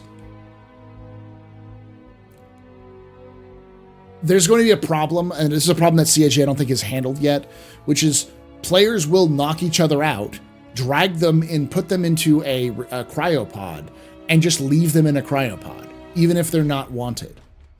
And so, like, at that point, it'll be like, cool, and then they'll just leave them there just because as a trolling device. I don't think CIG has really dealt with that idea yet of trolling through capturing. We did it in Arc all the time, so... I mean, there's a medical variant that Aegis used to produce for the Hammerhead. There was a medical variant and like a cargo variant or like a blockade runner variant. There's a bunch of different variants.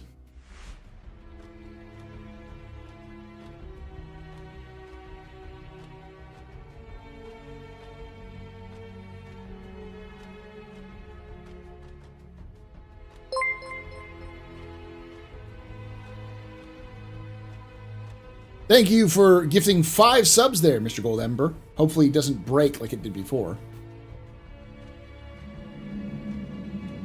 I'll do one, and then I'm going to mute it. Because it'll go for a ton more. You can even take away my space lasers. No pew-pews. But you can never, ever. There is a luxury variant. Take away my a VIP space variant. Game.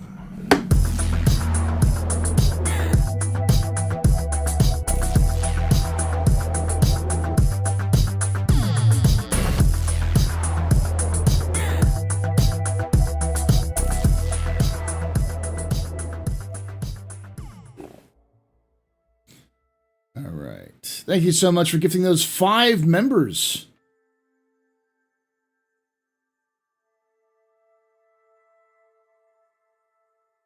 They're, Mr. Gold Ember, you're all very important puppers, very impressive businesses, very needed pedestrians. Y'all rock. Shouts and cheers in chat, y'all. Shouts and cheers. I want to do this. There we go. Good early morning from the UK, Paul. Hope all is well. It's doing okay there, Deuteriox. Hopefully you're good. You're good. Gonzo, how you doing, buddy? Good to see you.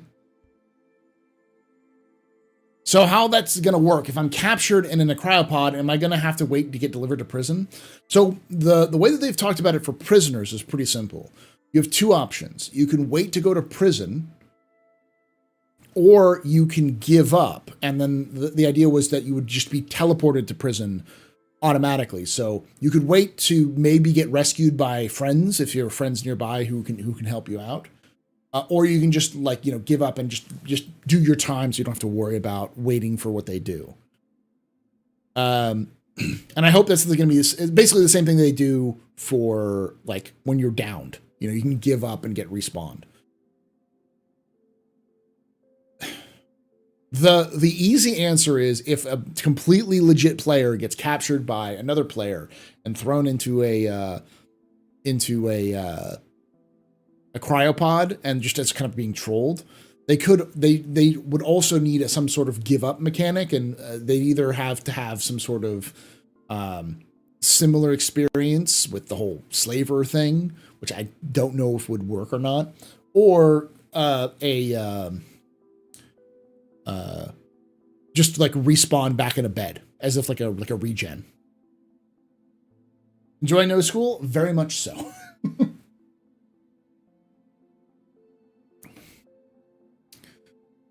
Which they talked about in Calling All Devs. In that Calling All Devs. The new Arena Commander is great. Yeah, it looks fantastic. Have the give up mechanic tied to a cryopods rather than a bounty system, maybe. Yeah, it's tied to the bounty to the cryopods. Push to respawn to pay a fee to start as a version of the trauma team. Yeah. You can take away my space suit. You can even take Nice, away my Gonzo. space lasers. No pew-pews. But you can never, Never. ever Ever. take away my space game.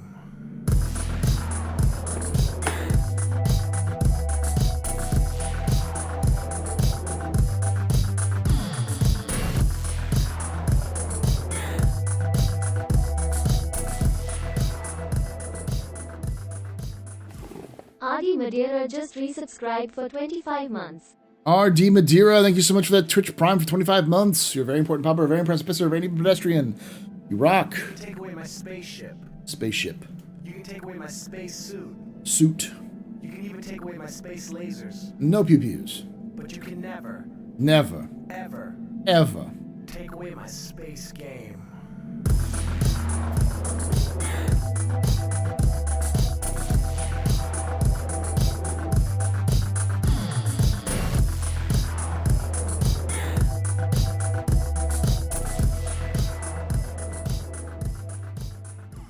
Silky68 just resubscribed for 33 months. Did you say more subs? Oh, yes, I did.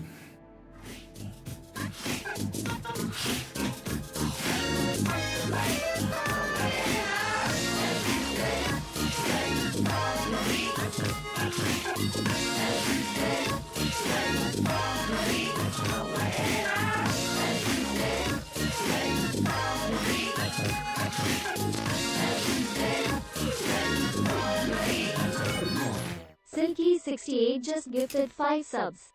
Thank you for gifting those 5 subs there, Silky. You're a very important pupper, very impressive pisser, very neat pedestrian. You rock. Shots and cheers in chat, y'all. Shots and cheers. Maybe these types of acts, if they aren't legit, you lose massive rep and you get banned from the UE systems. Yeah. I mean, I could see a simple system where if you choose to give up while you're in custody, you have a choice, or there's like a choice that the person who captured you gives you. So like they can choose. I think it makes more sense just to give them the respawn choice. So like if they did no crime, then they can choose to respawn. If they did do a crime, then they have to choose to go to jail. So there's like just no options.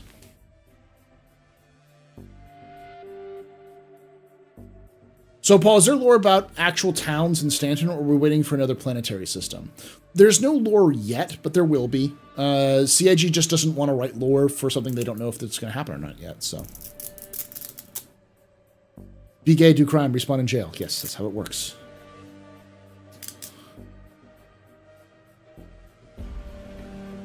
Patriot sunglasses? Yeah, I got this when I first moved to Texas, like 6 years ago. America. I got it at the coolest sunglasses I've ever gotten at it's like a buck at a gas station. Jail is their primary residence.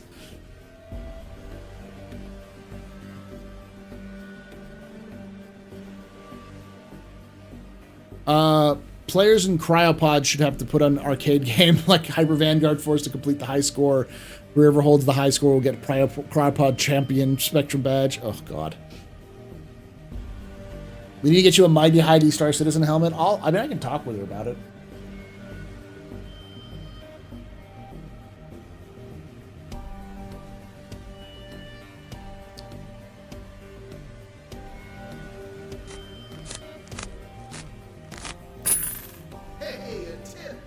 Gonzo 209 tip $25. Wow! Congratulations on surviving another year of school. Get Thank yourself you. something nice. Thank you. Thank you for that $25 tip. Means a lot. Thank you for them biddies, Lurch. Y'all both very important puppers. Y'all rock. Oof.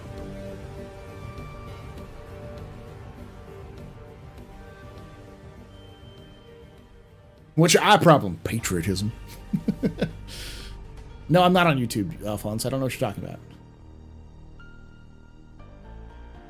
CSG needs to take a serious lesson from when ED introduced player carriers and the huge scam it caused with players tricking noobs into riding their carrier past the Sidewinders range and enslaving them. Yeah. I mean, yeah, there's going to be some... Them biddies. Let's be honest. Thank you, Deuce, for that 100 biddies. Let's be honest. The first thing anyone's going to do with tasers and like with less than lethal weapons is going to instantly tase the first person you see and then see what you can do with them. Because what's the first thing we did when we had medical tools?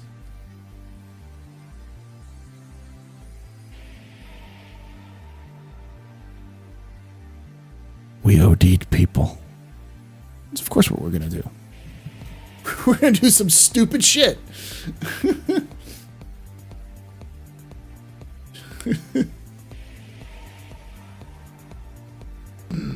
Them biddies. Oh, irritated considerably. Thanks for them biddies. It wasn't consult. It was non-consensual healing.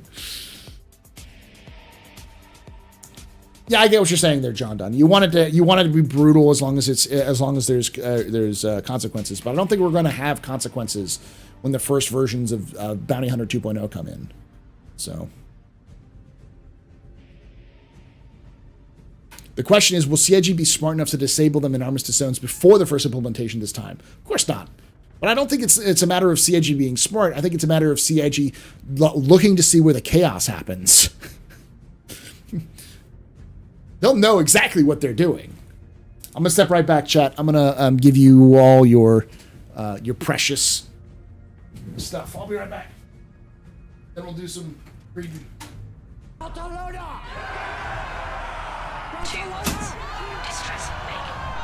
Weapons free, y'all. Everyone.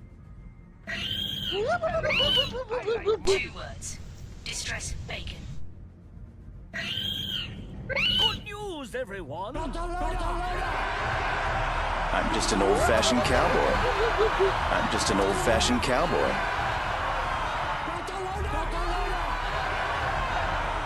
It was at this moment that he knew. He fucked Everybody up. and his dog calls himself an outlaw. Bounty hunting is a complicated profession. 2 words. Distress. Everybody and his dog calls himself an outlaw. Drugs.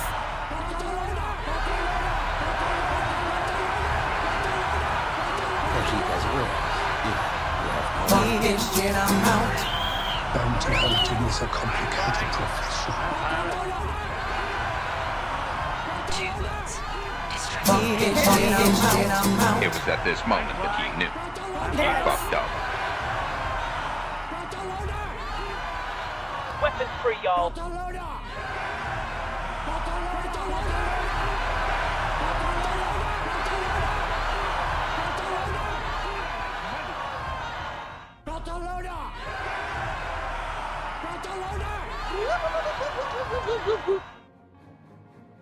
I'm just an old-fashioned cowboy. Bounty hunting is a complicated profession.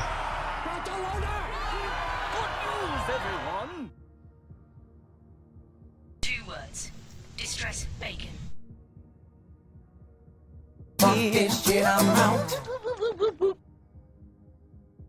I'm Fly. Bounty hunting I'm is a pilot. complicated profession. I'm Fly. I'm Pilot.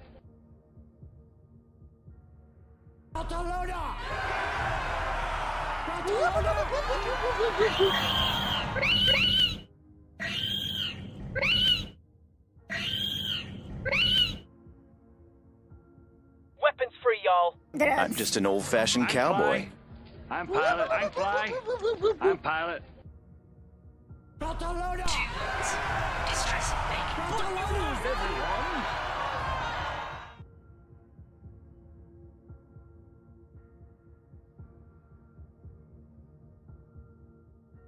Drugs. Everybody and his dog calls himself an outlaw.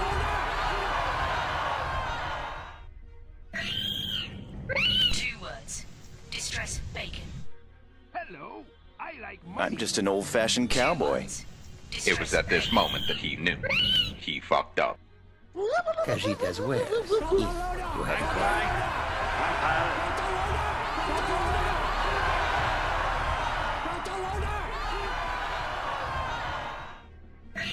It was at this moment that he knew. He fucked up. It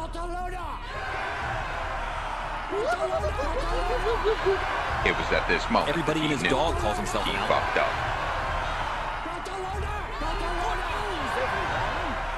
I'm just an old-fashioned cowboy. Cajitas wares. If you have Drugs. Hello, I like money. I'm Fly. Good I'm news, Pilot. everyone. Everybody and his dog calls himself an outlaw. Cajitas wares. If Everybody you and have his dog coin. calls himself an outlaw. 2 words. Distress bacon. I'm Fly. I'm Pilot. Weapons free, I'm y'all. Fly. I'm Pilot. I'm Fly. I'm Pilot. I'm Fly. I'm It was Pilot. at this I'm Fly. moment that he knew. I'm He Pilot. Fly. fucked up. I'm Pilot.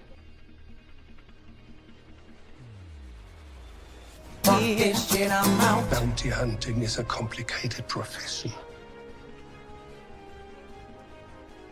Hello, I like money. Cajitas wares. If you have coin.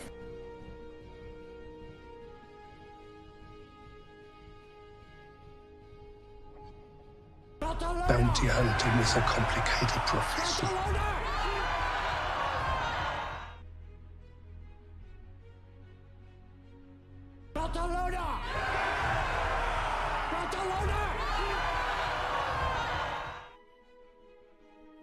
Everybody and his dog calls himself an outlaw. Cajitas wares. If you have coin.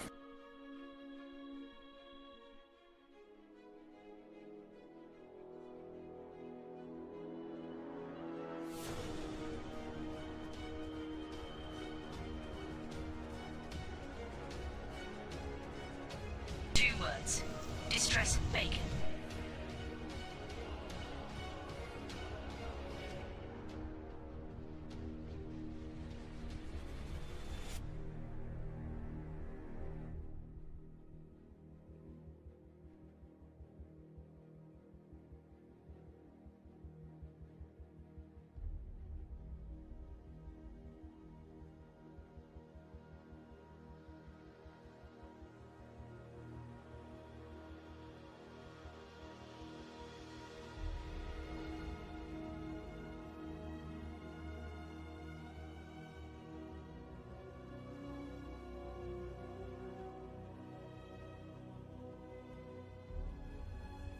Cajitas wares. If you have coin.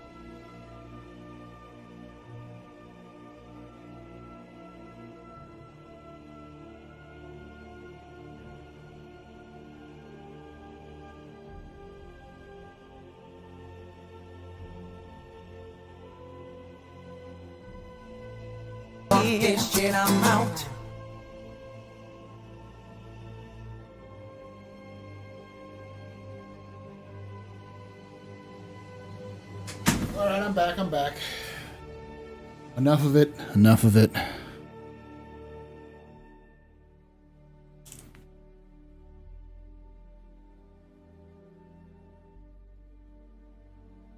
All right.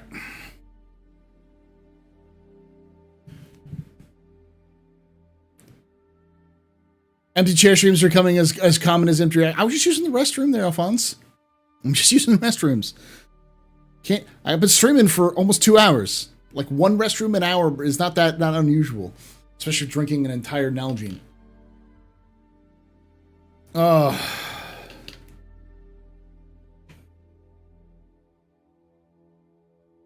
We ran out of coins.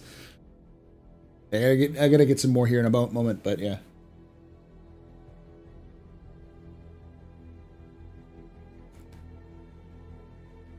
They mentioned that all of the presumably all of that and presumably That's combined with Create Bounty Hunting 2.0. Yeah, we're going to look at that here in a moment.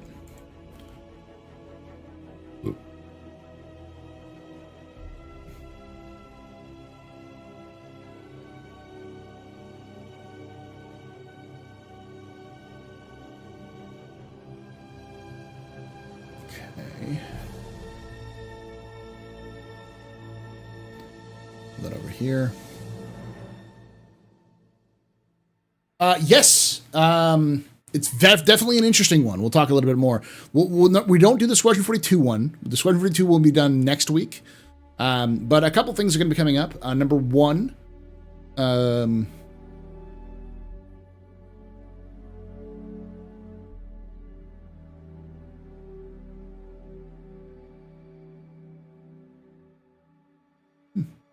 look at some of the stuff.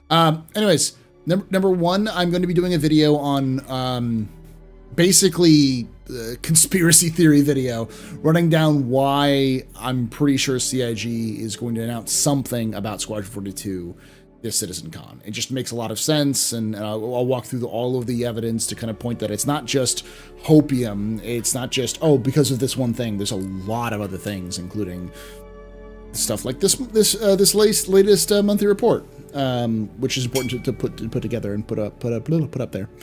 I'm also going to do a video on Arena Commander, which will be out next week as well, about like why Arena Commander is important for development and what to really pay attention to for Arena Commander.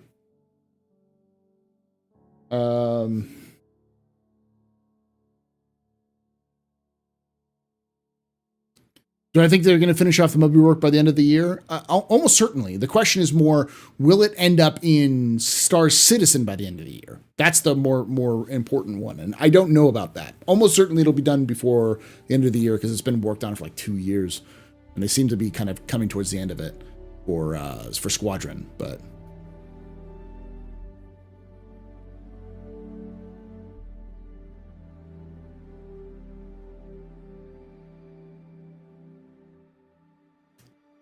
The C1 is in Lot 0, isn't it? And the A1's in Gray Box?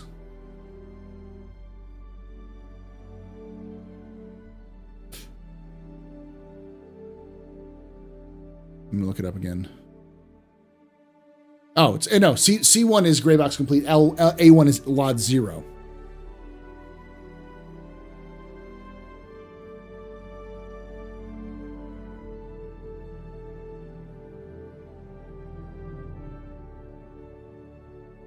Yeah, it might be just the basic version of what we have now in the game. Kind of like how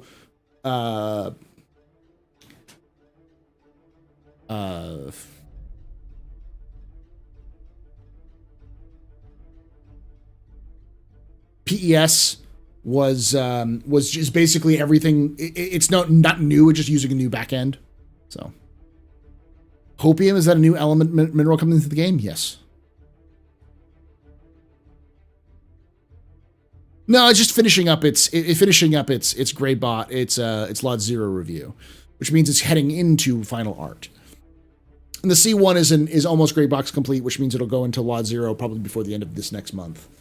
I don't know if the E1, but I'm sure the C1 and the A1 will be done before they're not going to be sold at CitizenCon. I don't think they'll be sold for 320. They'll be sold for IAE though, almost certainly.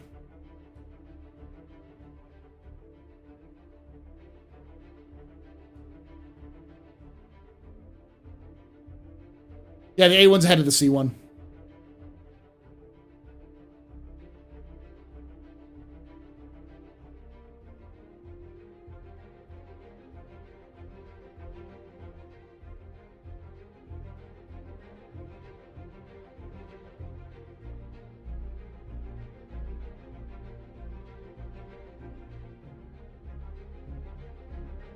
Yeah, right. Yeah, sorry, mentioning it since in May they had a little bit of time. They could have crossed final art into Lot 0. Oh yeah, they almost could have, but we'll find out in July where it's at. But I want more ships that in that C1 Cutlass and Freelancer range. Yes, I too would like some of that. The problem is that if you look at the progress reports, the progress report lumps all of the spirits into one category. So they're all being done in one category, even though they're done individually. My guess is that the A1 and the C1 will be done before the end of summer, and then the E1 is going to get, like, once those two are done, that team will go back and work on the E1 to kind of bring it up to the same standard they have the other ones. So.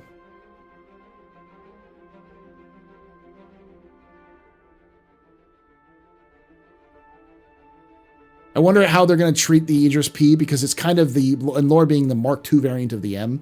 Well, I mean, there's different flights. There's plenty of flights of the Idrises. There's like flight 3s, I think is the current flight for the Idris. But the P is kind of a flight 3A. It's a subcategory of the current flight. So. Oh yeah, the C1 and A1 are posted. They're going to be IAE releases. They're easy IAE releases. I don't see them being done in times of before like a 320.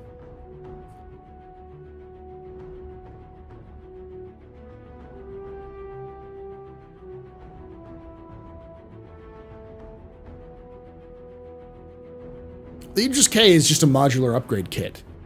It requires modules, but you just slap that onto the front of a P. So.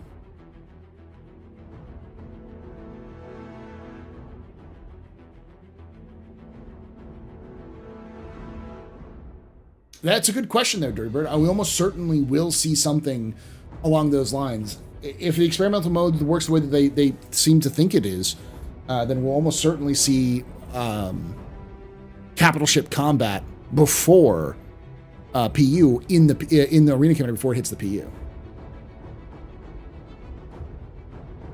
Flight of the Idris sounds like an Iron Maiden heavy metal song. Well, they're like, so in Star Citizen, at least, especially with Aegis ships, instead of making variants, like Anvil has the Anvil Hornet, the Anvil F7A1 and the F7A2. And Aegis makes flights. So Flight 1 is the first run of a ship, and then you have Flight 2, Flight 3, Flight 4s, and so on and so forth. So for instance, the Hammerhead has Flight 5s, which are currently in kind of early production testing. There's been no orders for them, but they're kind of updating the superstructure, changing out the internals, that kind of thing. I couldn't tell you what the Retaliator is. The Retaliator is so old, it's probably on flight like 100 at this point. Almost every other year they come out with a new variant of the Retaliator, in lore at least, so.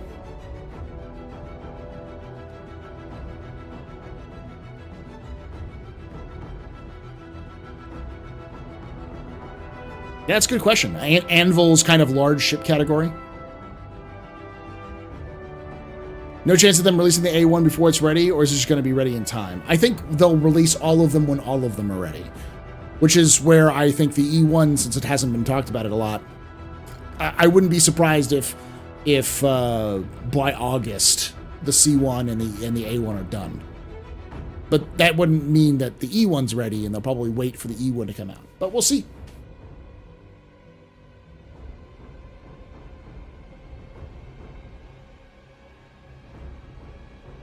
It is the Space Bay 52. That is what the Retaliator is. But there's been mentions of like specific versions of the Retaliator which were more heavily changed, and those became popular with the mod crews, like of people modding out their spaceships. So they buy like a specific version of the Retaliator that was then sold to our military surplus.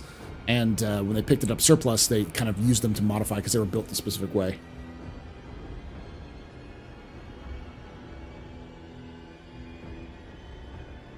That's a good point. The E1 may not be able to make it simply because they want it to function with passenger transport, which means that they'd have to work with AI and work how AI behavior works for it, and a lot of other features which they may want to hold off on because, like the Genesis, where they just kind of want to keep that idea in the back end. I don't know what the topic is for this Saturday, but I do know we have a Salt Fest. This Saturday is...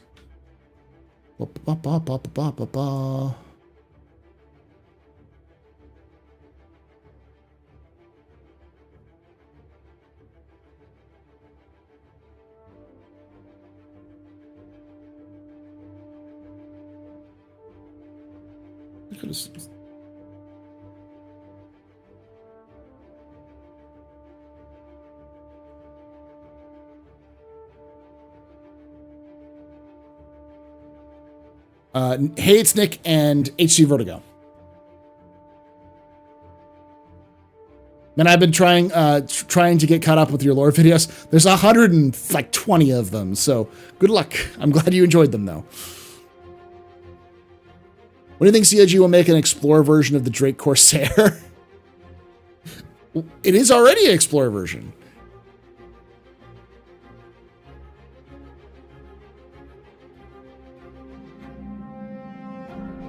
Capital ship combat, isn't that already going to be a thing, the last wave? We have 520, yeah, but there's no internals for that capital ship combat. No PPUs. But you can Never. Ever. take away my space game.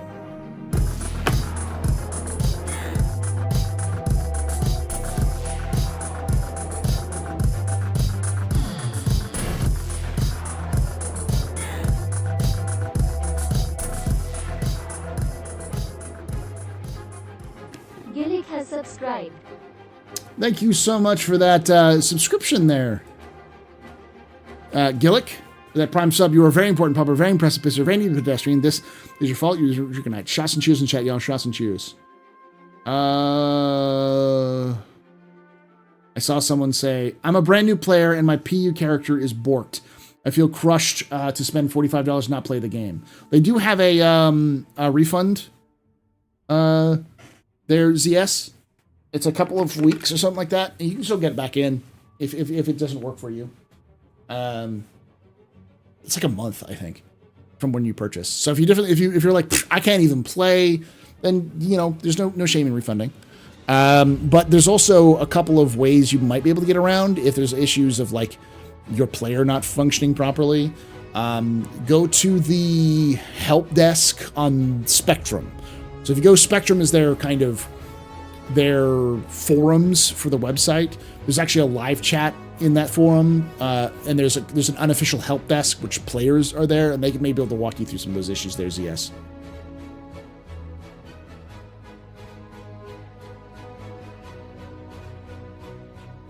No, I can't make any transactions at all with money. They always fail. Going on 5 days now. Have you checked to make sure that your firewall's letting you the game through? Because that sounds like you're not getting access to the back end.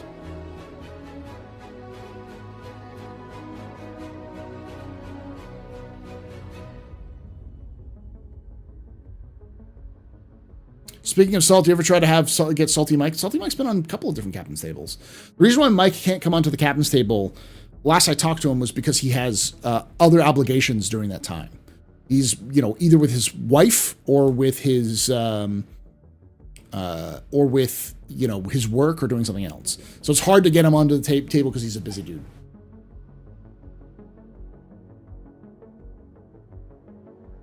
Yeah, we're gonna do the monthly report stuff today.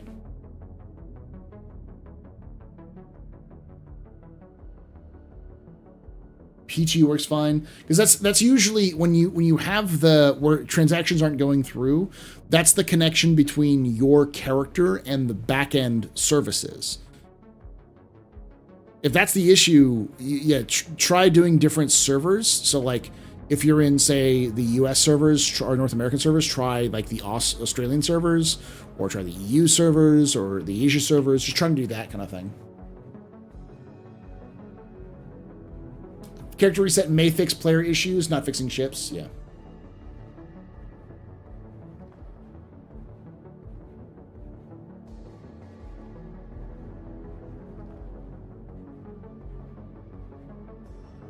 My high-speed does a bad job of working, but it works great when I go through an VPN. Yeah, people have been telling me that Mike quit his job. I don't. I didn't hear. I haven't asked him since then. I will at some point, though.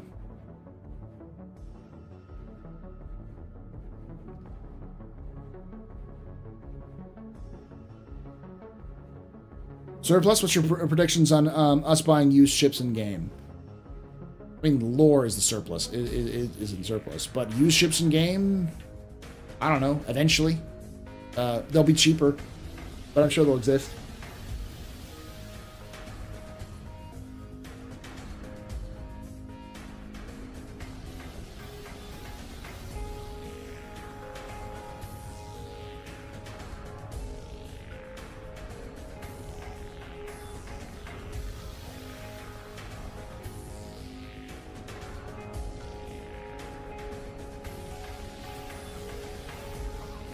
USS Constitution with a quantum drive strapped to it.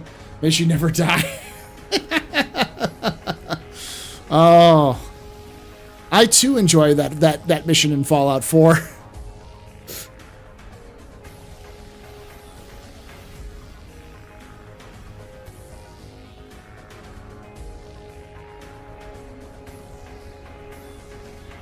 Boys, Lorville's a mess right now with docking. And LOR2 keeps spawning my ships under the pad. I'm not surprised.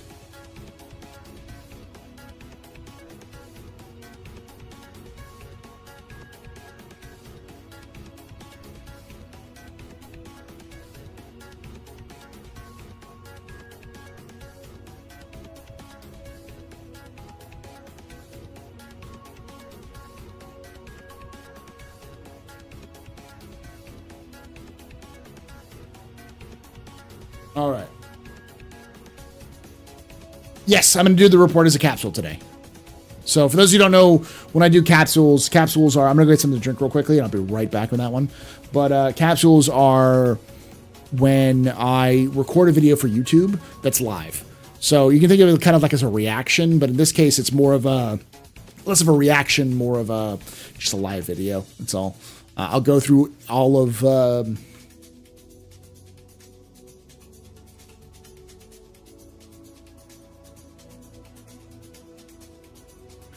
all of the monthly report and everything else like that, so. All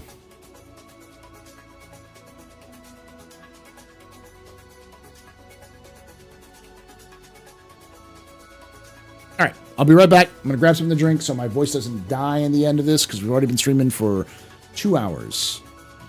That's right, capsule. And we're going to stop that. I probably will stop it at some point.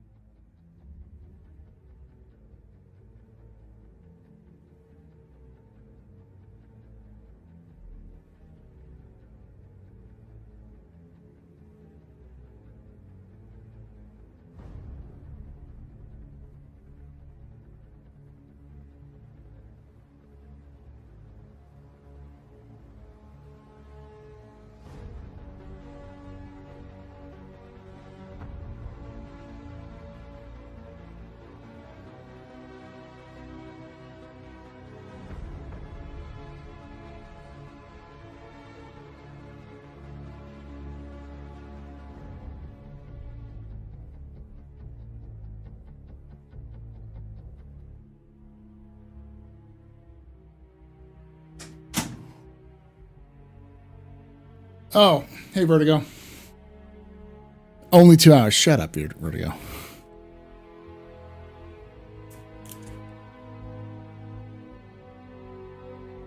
All right.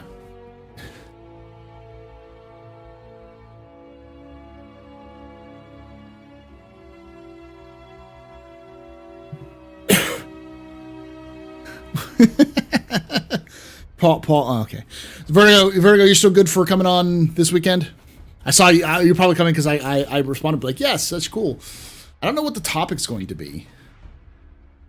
Do you have an idea of what you want to talk about, Vertigo? We talk about Arena Commander. That might be a good one to talk about, just because of the news and everything.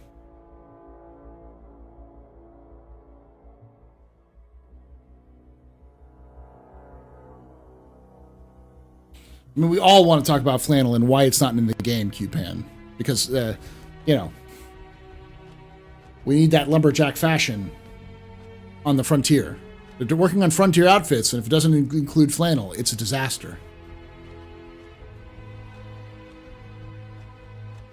There's also that hour-long video done by Some Ordinary Gamers about Star Citizen. I mean, I can... Is it a video, like, they actually kind of, like, play it, and they kind of have discussions about it, or is it one of those videos that's like, I can make this game about... I can make this video about the $500 million game that I can put on as a thumbnail.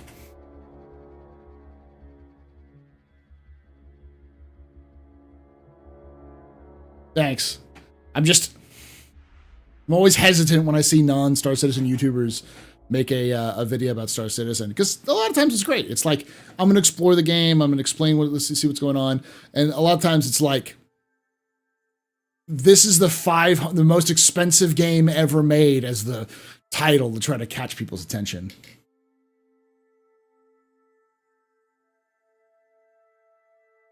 It's kind of like his history with the game. Okay.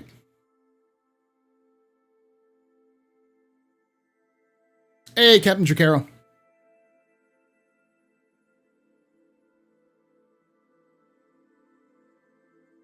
Seriously, Anvil needs an offensive cap ship, not fooling around. I mean, there's a possibility.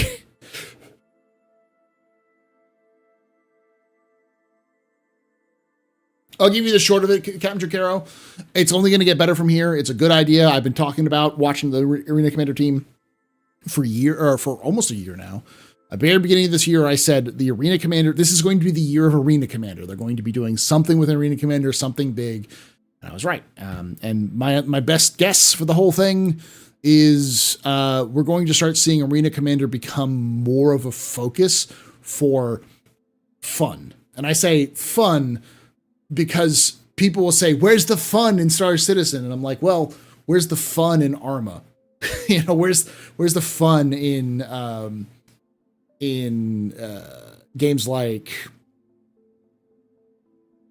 Rust or Tarkov or like,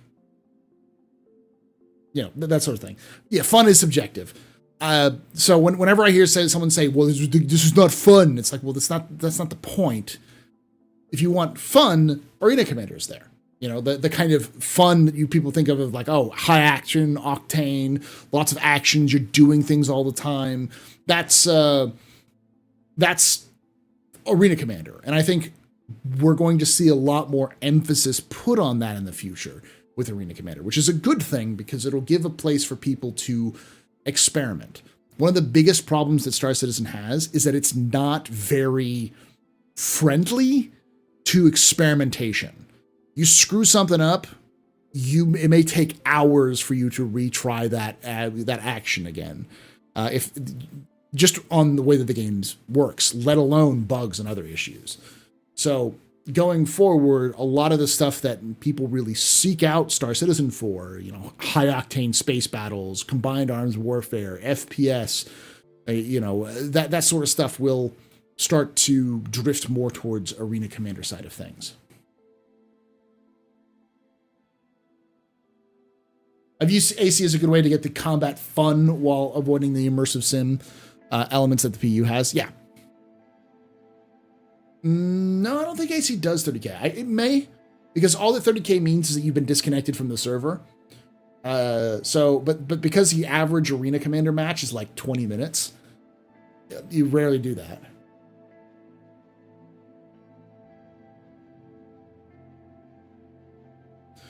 Like at a certain point, people might just not want to play the PU for a lot of content. Yeah.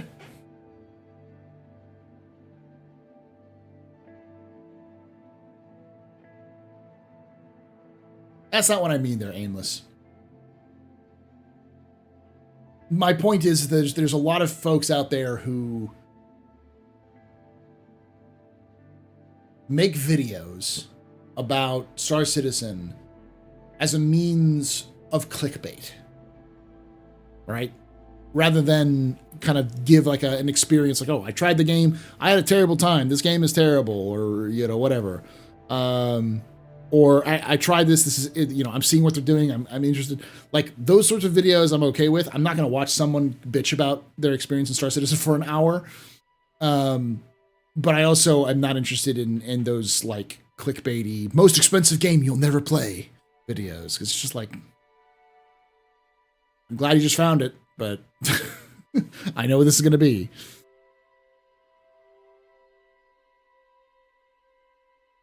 I mean, of course I make clickbait videos, but there's a difference between my clickbait and that clickbait. My clickbait is good bait.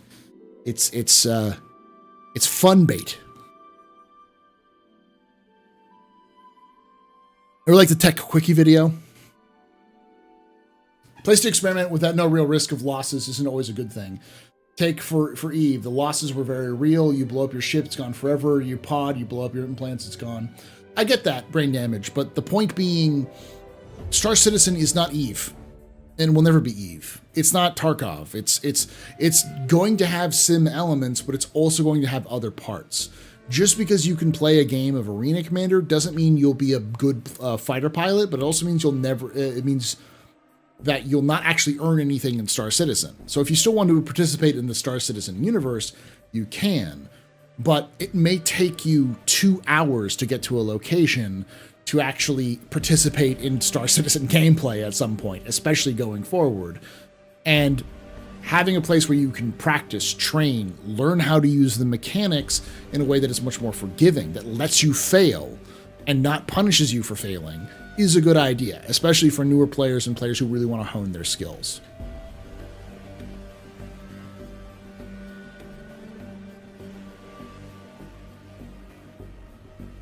I saw the video on Mike's channel. It was fairly honest, introspective. That was what I was asking about. It was more of a like kind of a what kind of video is it?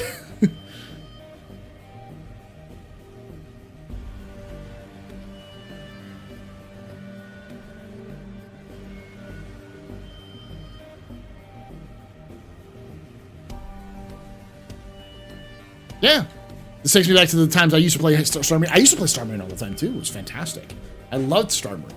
The first iterations of Star Marine were so fun, so engaging. Yeah, people need an environment to practice that won't involve 15-minute claim times. Exactly.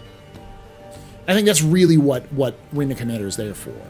So it'll allow for people to keep up that engagement with the game in a way that is beneficial and fun, without forcing players to spend hours only to be ruined by a 30K. Hey, Jad. Our clickbait is cheeky and fun. Their clickbait is cruel and tragic. He covers why he's done with Star Citizen in the video, but doesn't devolve into the most expensive game as well. But it does devolve into... Okay.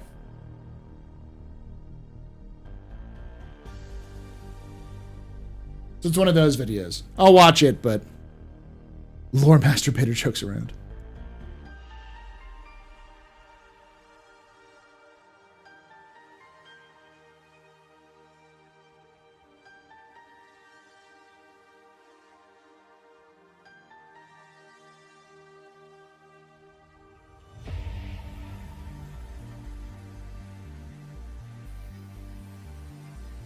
I mean, I'm not that kind of audience anyways.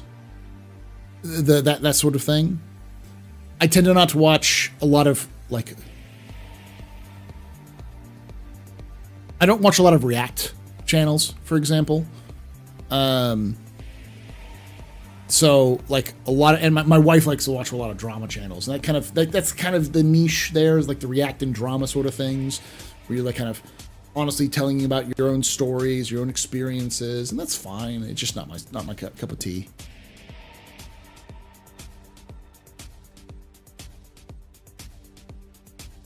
I don't watch a lot of Salty Mike, no.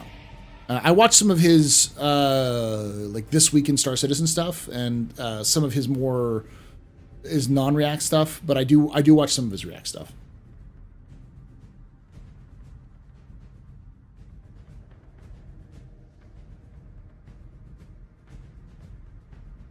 Do you think it's possible for 10,000 players in one server is possible in the future? Yeah. What's the future, Wolf? That's the question. Is it possible? Sure. Timeline is another issue.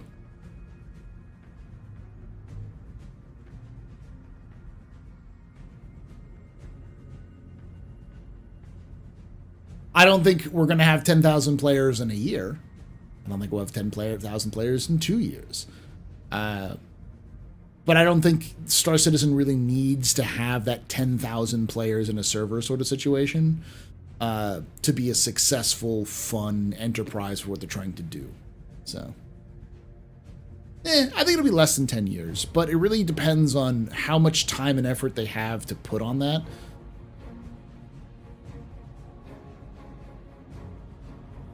In AD 2954, yeah. Yeah, the server tech is, their server tech is R&D. Their server tech has never been done before. The elements that make up the server tech have been done before. So that's why I don't think it's impossible. It's just a matter of, like PES, look at what happened when PES launched. It was a clusterfuck, and it continues to be a clusterfuck. You know, for those of you who weren't around here for 3.17, 3.17 was fairly stable. It had its issues, but 30Ks weren't as much of an issue. Performance was pretty decent. You didn't really have you didn't have any completely player unstowed issues, or if they were very minor, not consistent all over the place. Yeah, 3.17.5 was decent. 3.16 was stable. So like CIG got to a nice stable point, and then they released new technology, and then everything fucked.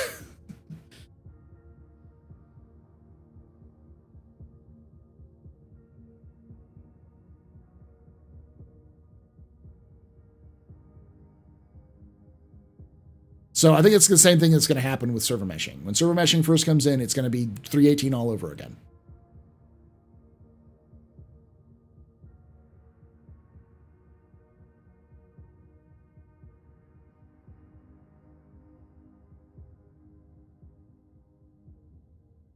There's some of these issues was a lot of stuff like inventory, infinite loads, and duping ships, but like you could fucking play, yeah.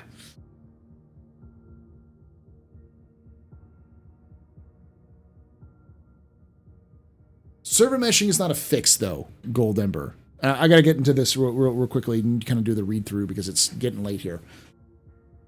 Server meshing is still 4.0, yeah.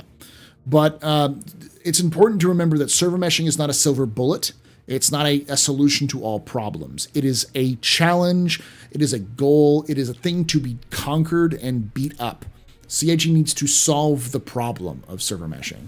It is not a good thing. It is an issue. Once they've solved the problem of server meshing, then they can improve on some of the elements and kind of make things happen more often. Just like PES. PES is not a silver bullet. It was a solution to the long-term problems of Star Citizen. That's going to be the same thing with the dynamic meshing.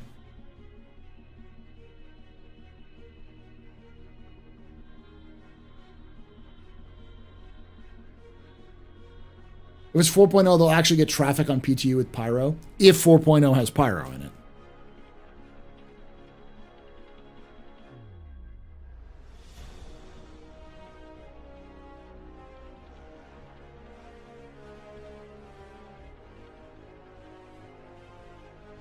I'm glad you're sewing there, Vertigo. It's always fun to learn those things. Paul, do you think we could get AC updates because of some snags with our current solutions? What do you mean?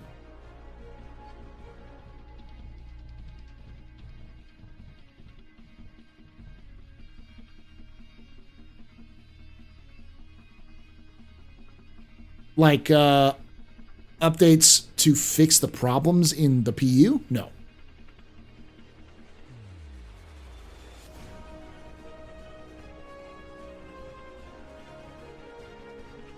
Well, I tried, turned off the file, synced them a time, tried it with VPN off and on, and still no transactions possible. Transaction server error. Transaction server error? I'd report that as a bug to the, or look up the bug in oh gosh, what is it called?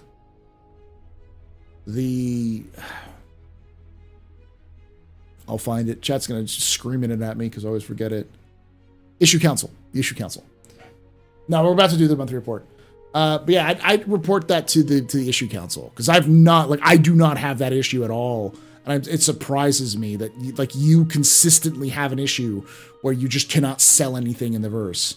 That sounds like a major bug that could be something with your hardware or could be something with your connections. Open a ticket on that one. Because that's like, not to make it sound like I haven't had this out, but like I have not heard that bug at all. I've heard people having issues with it, but it's like, moving to other servers fixes it. If it's a straight up cannot actually transaction server error, like I've never heard that before, that's a bug, like a major bug. Yeah, that works on my machine. I know. But it's one of those things where it's hard to like, if it happens consistently that way, that's not a back-end error. There's a bug in the game itself.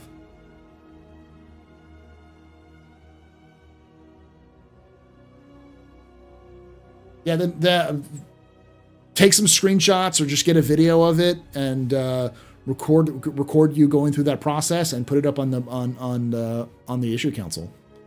That's a huge bug. Minimum system spec suggestions. The things you should be focusing on if you're getting anything is RAM and a good CPU and an SSD. Those are the three things that matter the most. A decent enough, like 10 series NVIDIA card or better is fine, but what you really need is, 32 gigabytes of RAM. Faster the RAM, the better.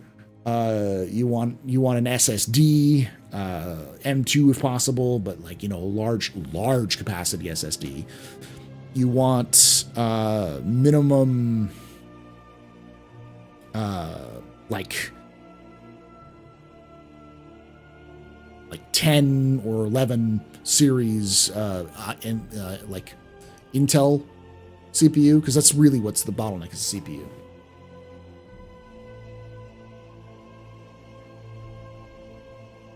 I've been monitoring StarCitizen off and on over the years, and I've been thinking about taking the plunge and finally trying it. Is it worth buying just yet? Probably not, Shifty, honestly. Probably not yet. I would stay away from StarCitizen in its current form. If this was 3.17, I would have said, yeah, probably. But no, it's in a really bad position right now. The latest tech updates they did this spring basically broke everything, and a lot of that stuff just hasn't been fixed. Or is it slowly being fixed? So what I would do is I'd wait until the next free flight, which the most confirmed free flight will likely happen in October 20... around October 21st. But they'll probably do one earlier than that, where you can just try the game out for free.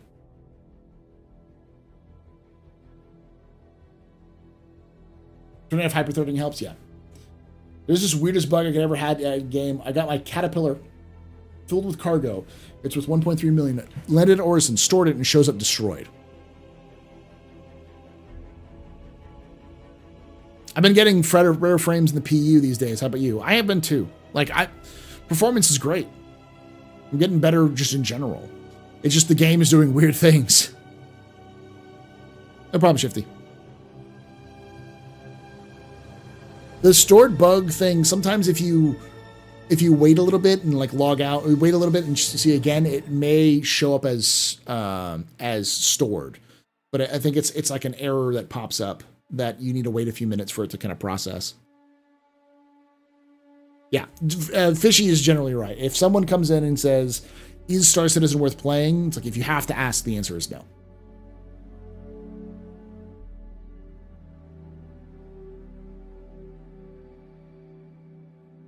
The Foundation Festival may have a free flight, but I think it'll be like a weekend free flight, so it'll probably be like a Friday through Monday sort of thing. Hey, Artur.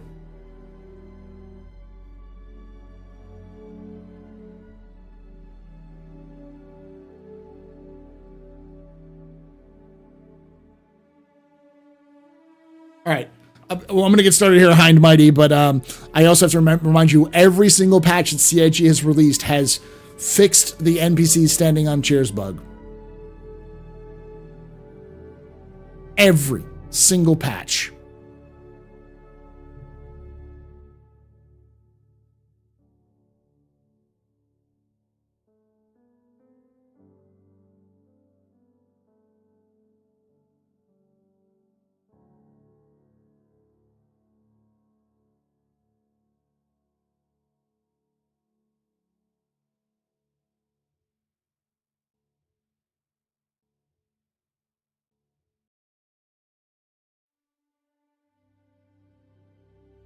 Well, the answer of that is different though, E-Money.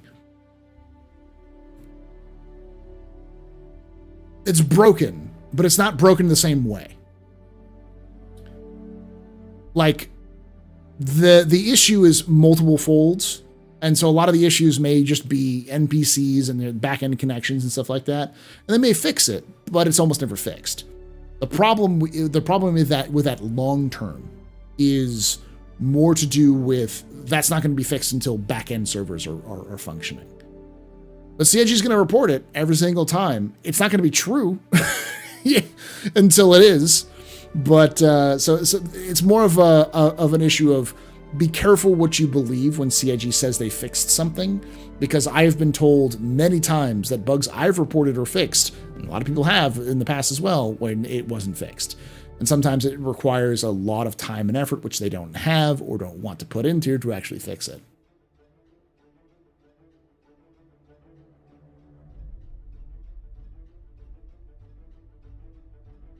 Yeah, basically, don't trust the patch notes that something is fixed until you can actually see it.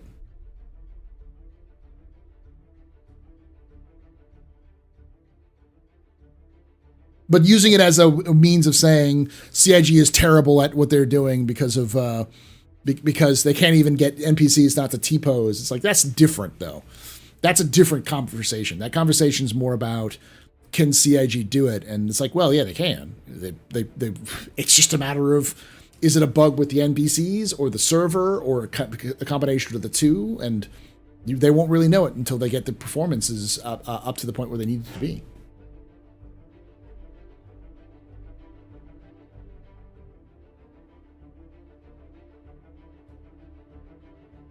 Yeah, shield holes. But doesn't SDF also have shield holes now too? Or they get it fixed for one patch and then the next patch breaks them again. Yeah, something else can happen. It's a progress. It's a journey rather than a specific destination for them.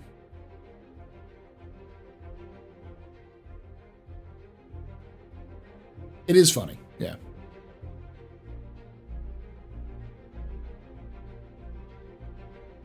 It's more of a warning thing, like a cautionary tale. Nah, I think they actually believe it. I think they actually try to fix it. But my guess is that they try to do simple fixes. So like, there's one person who's like, hey, I know if I do this, it'll work, and they do it and it functions and fixes it. And they're like, cool, I'm done, and then they just mark it off as complete and move on. But they really can't put heavy amounts of work into that until they get the new AI system up and running. Just no point in that.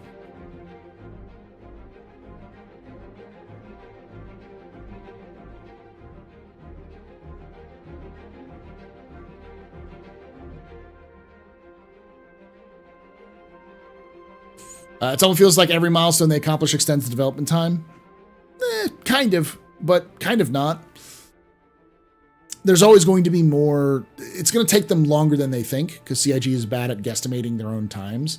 But there's also a lot more things that they don't know exist until they build it. Like, a good example of this is server meshing, not server meshing, object container streaming. When the first was called COCS now, but it was that time just object container streaming. When that first came out, it actually improved the game. Like, dramatically improved the game. Performance got better. Like, the game got just more responsive. Overall, everything got better. And that was great. But then server object container streaming came out, and it didn't really fix anything. It didn't break anything, but it didn't fix anything.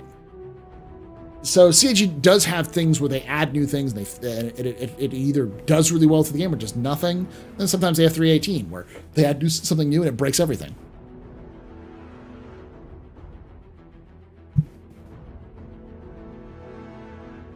And because you don't know what's going to be broken until you actually start it, you have to do the thing. Like CIG didn't know how much was broken with the with PES until they put PES in live, and they've gotten better and fixed it. But the same thing's going to happen with server meshing and dynamic server meshing. We're just getting to the part of development where CIG literally has 3 things left for them to build. To make the game that they wanted to do in the first place. The problem is those are the 3 most complicated and most terrifying things they could work on, because those are the 3 things that were required all of the other stuff to exist before they could even start working on them.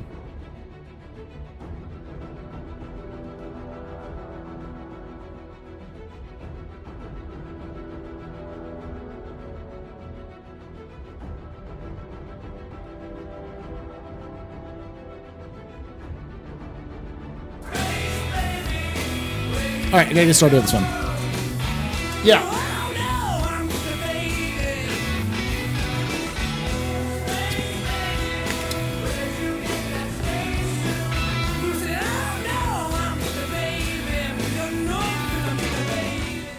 TheAstroPub just had a space baby. Pub cheers.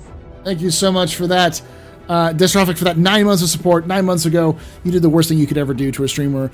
You decided to subscribe to him. Now, 9 months later, our Twitch baby is born. Our space baby is born. What shall we name our Twitch baby before I discard it? Because I am a terrible Twitch father. Purple is my color. It is my... I love purple.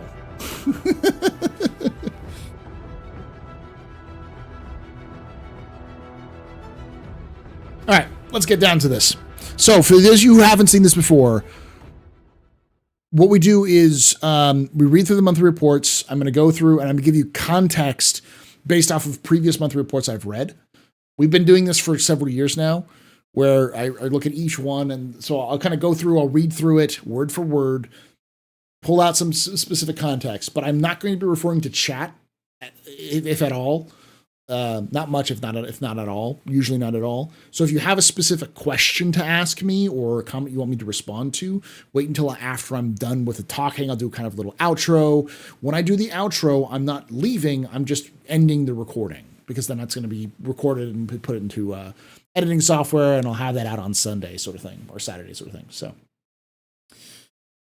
all right. Maybe sure not the skin. Listen. I'm just a gene stealer cultist. That's all there, Jen. All right. That's all out of the way. Let's start with the recording.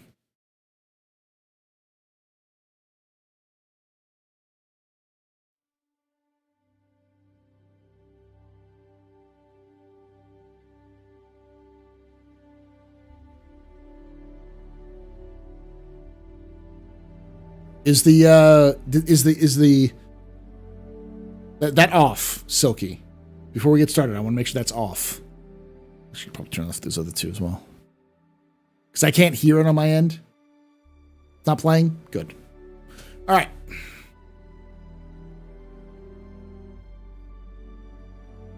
Start this again one more time.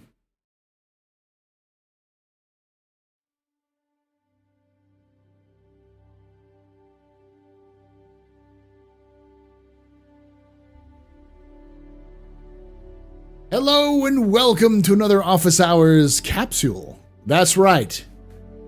Capsule. You thought I'd get away with it. No, I'm going to keep doing this. I'm going to keep doing it.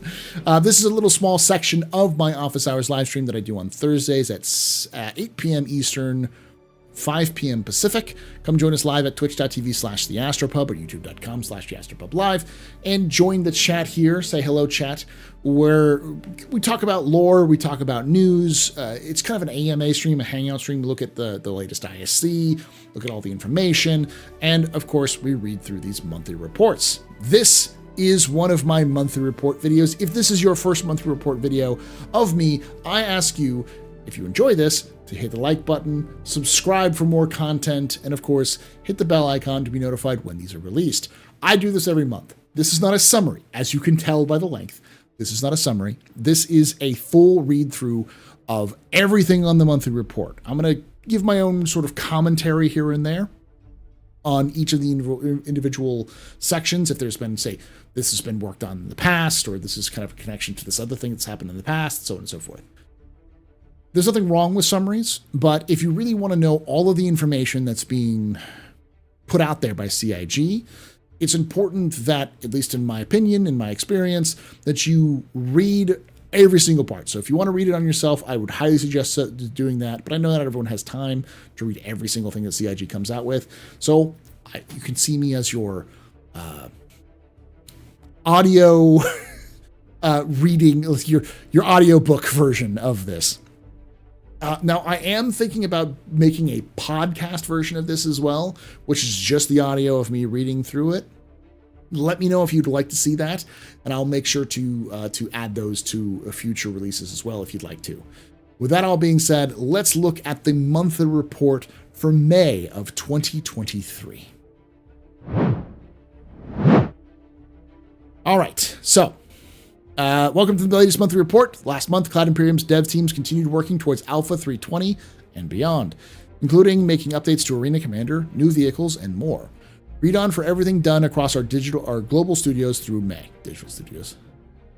AI Tech. Last month, AI Tech continued to improve its collision avoidance system to give better results when ground vehicles pass each other or NPCs. They showed this off a while back. They showed this off back in April, I think. It was like April or March. They had a Star Citizen Live where they showed off some of the AI tech of kind of they avoid objects. They've attached that behavior onto vehicles, so now vehicles will avoid players, and now they're avoiding other vehicles. So like a cyclone, won't just plow through its friendly units. It'll try to avoid friendly like infantry rather than plow through people. They also added support for driving along a predefined route, similar to how NPCs can move along a path.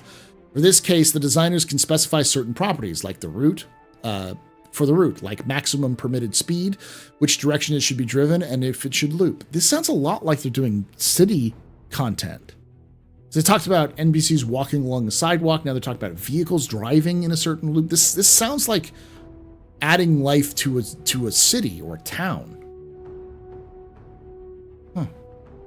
Work then began on a dynamic pathfinding regeneration feature to improve how NPCs find and follow alternative routes. For example, if a hazard, tree falling, vehicle stopping, fire hazard, etc., impacts a navigation mesh triangle, the navigation volume will notify all related paths and check if new requests are submitted. The first stage of this was implementing an anchor structure to keep track of a location's navigation meshes and triangles, which is notified when the triangle is changed. These navigation anchors are then used to understand when parts of a triangle are modified and to check if a new pathfinding is needed. So yeah, basically more responsive, more reacting. May also saw AI Tech begin investigating and implementing a solution for NPCs entering and exiting ships from EVA using external doors of an airlock system. For this, they set up a ship and a seat access as a usable to allow NPCs to find their closest entry position, fly to it, and trigger the right interaction. They also had an account for a ship's rotational velocity and allow NPCs to adjust their orientation as they approach. Something they've been working on a lot is NPCs being able to disable and board ships, which sounds like they're working on something for the PU for that actual behavior to function. So you're not just safe in your ship, that if you're, say, being attacked by law enforcement because you're a pirate or an outlaw. You get disabled, and then you'll have to fight them off your ship because that's something they want to do long term anyways. So.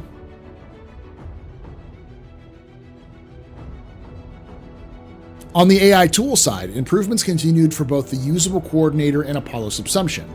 For the usable coordinator, optimizations were made to the code and logic flow. They updated the visuals and changed to a new usable data view too.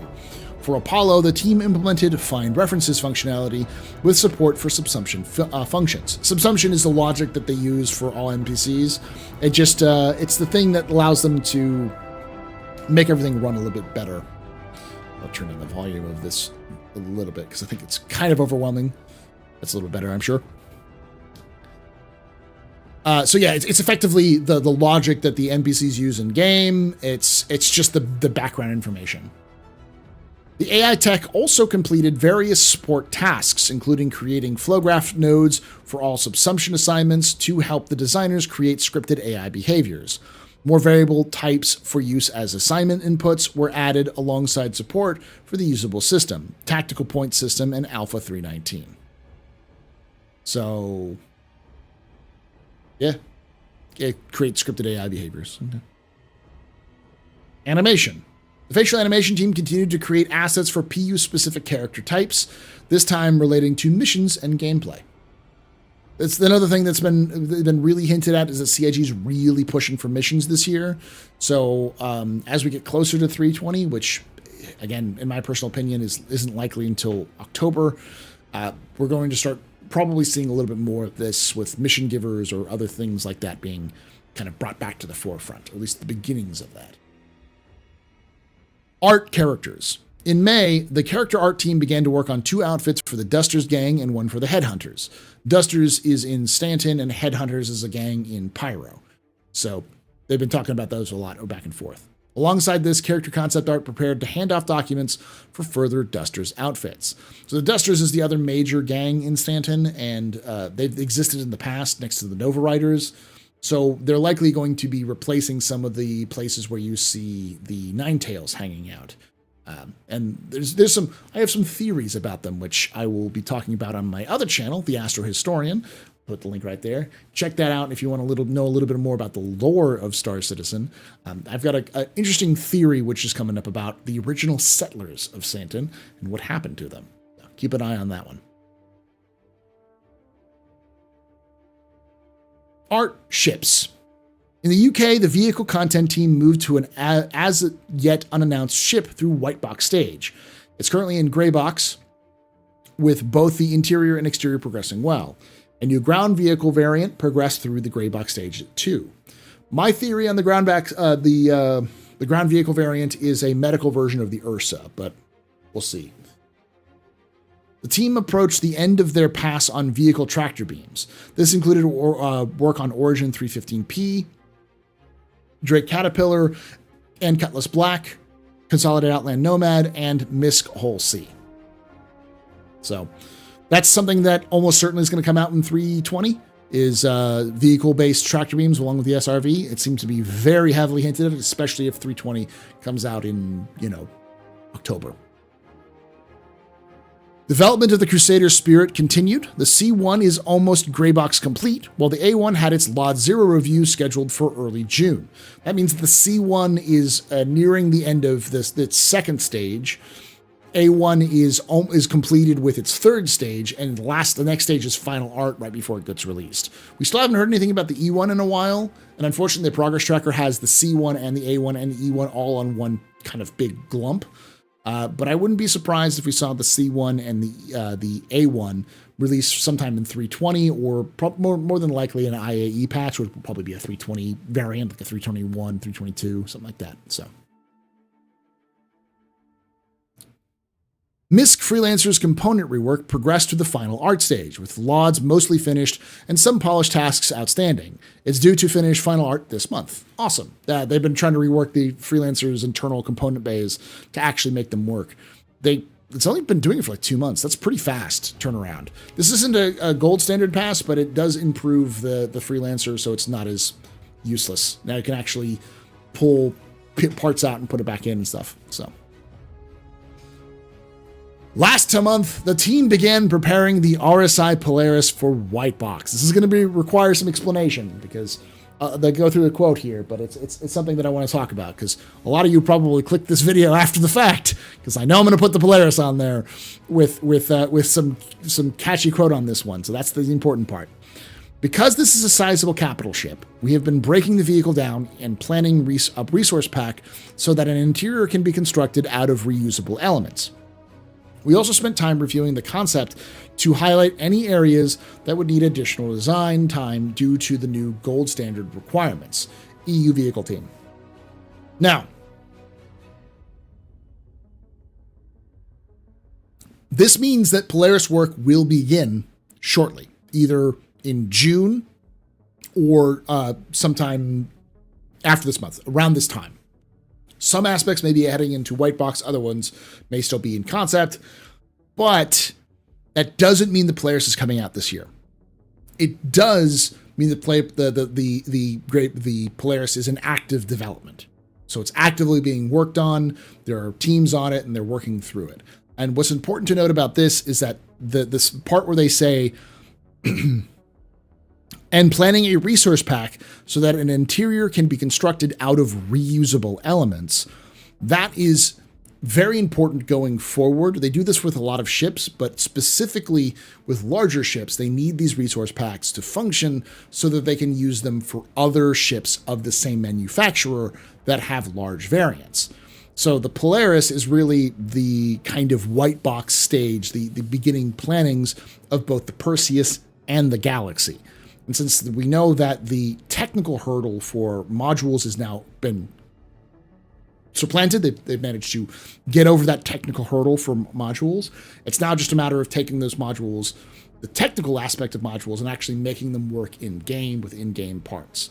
So this is a good sign going forward, but it's still a long ways, probably 12 to 18 months from now. So probably more like IAE next year when we'll see the Polaris. But it's a good stage. It means that they're actively working on it. We'll have more updates. And of course, like I said, subscribe for more content. I'll definitely be following along with this and give you updates on this one as well.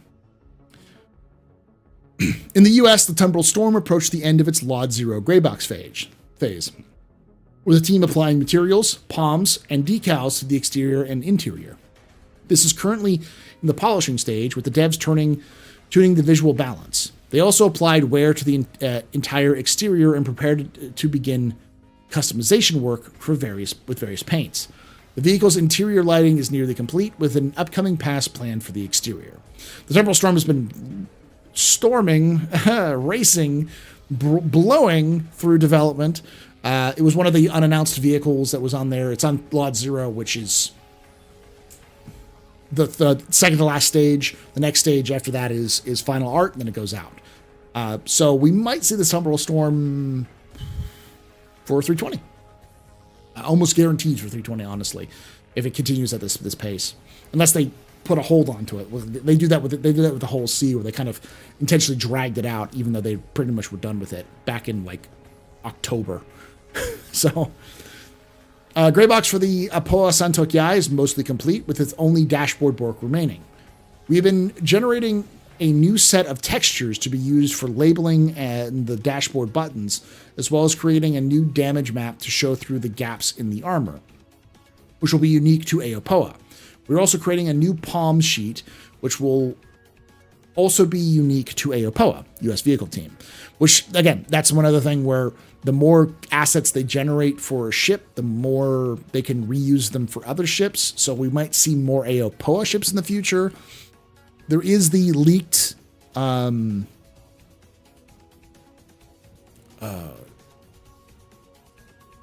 not going to try to say the name. There's a leaked ship which sounds like a Xi'an ship with Sulian or something like that, which could be a Gatak ship. It could also be an Aopoa ship. We don't know.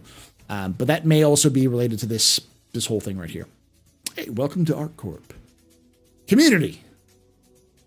In May, the community team supported the completion of Alpha 318 patch cycle and the launch of Alpha 319 Call to Adventure by providing the developers with a wealth of feedback from the community. This involved working alongside the player experience team to collect, collate, and implement feedback to further improve the overall player experience. They also continued tracking, reporting, and following up on more common bugs and performance issues the community was facing. In preparation for Alpha 3.19, the community team released another edition of Patch Watch to highlight new features not on the roadmap, as well as a contest welcoming the community to ArcCorp. I love this outfit. It's fantastic. May also saw the culmination of months of preparation as the doors to the Bevic Convention Center opened for Invictus Launch Week 2953. This set players up for success and ensured both newcomers and veterans got the most out of their military-themed event. The team compiled a comprehensive section of information, including the ILW FAQ, new player guide, welcome hub, welcome back pilot page, and Spectrum catch-all post. To add to the festivities, the community favorite manufacturer screenshot challenges returned. Invictus Launch Week also saw the unveiling of several new vehicles to share more information with the community directly. And to share more information with the community directly from the designers. The team published separate QAs for the Temporal Storm, RSI Lynx, and Mirai Fury series. Furthermore, the team supported and attended community-driven events and met players in person at BCon event in Belgium, and the Sacramento Bar Citizen is part of the Bar Citizen World Tour. The BCon. Yeah, the BECon. Lastly, the team continued to work on several upcoming real-life events, such as CitizenCon and the upcoming International Bar Citizen Weekend. International Bar Citizen Weekend 2023 will take place on June 17th through 18th at venues near all our studios, and we'd love to see you there for some beverages and banter. I'll have to go there. I guess there's one going on in Austin. I'll have to go there. All right. Engine. Nope. Hit all of them. Sorry about that. I am not a programmer. My programming knowledge is very, very basic. I am not an engineer, Starfleet engineer. I cannot turn rocks into replicators. I'm not an engine seer. I do not know the canticles of the Omnissiah. I am not a Covenant engineer. I can't pull apart and rebuild a electric vehicle from like scratch through memory. I am but me, a simple man reading simple things or complex things on the internet. So I'm going to read this because it's important to read through it. But as always, if you understand this language better than I can, please do write down in the comments below what this means, because the way this is going to be spoken is very complex, to say the least. All right, engine. Part of the core engine team's work last month was supporting Alpha 3.19.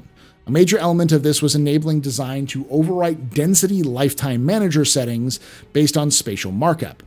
Once the design utilized this, the engine team will be able to add specific cleanup rules to different areas of the game. For example, some areas could be cleaned up more aggressively to prevent persistent items from negatively affecting gameplay. Aha!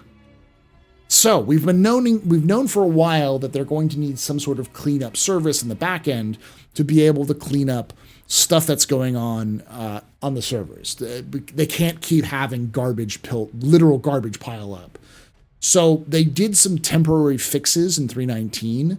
This is more of the long-term way they're going to fix it.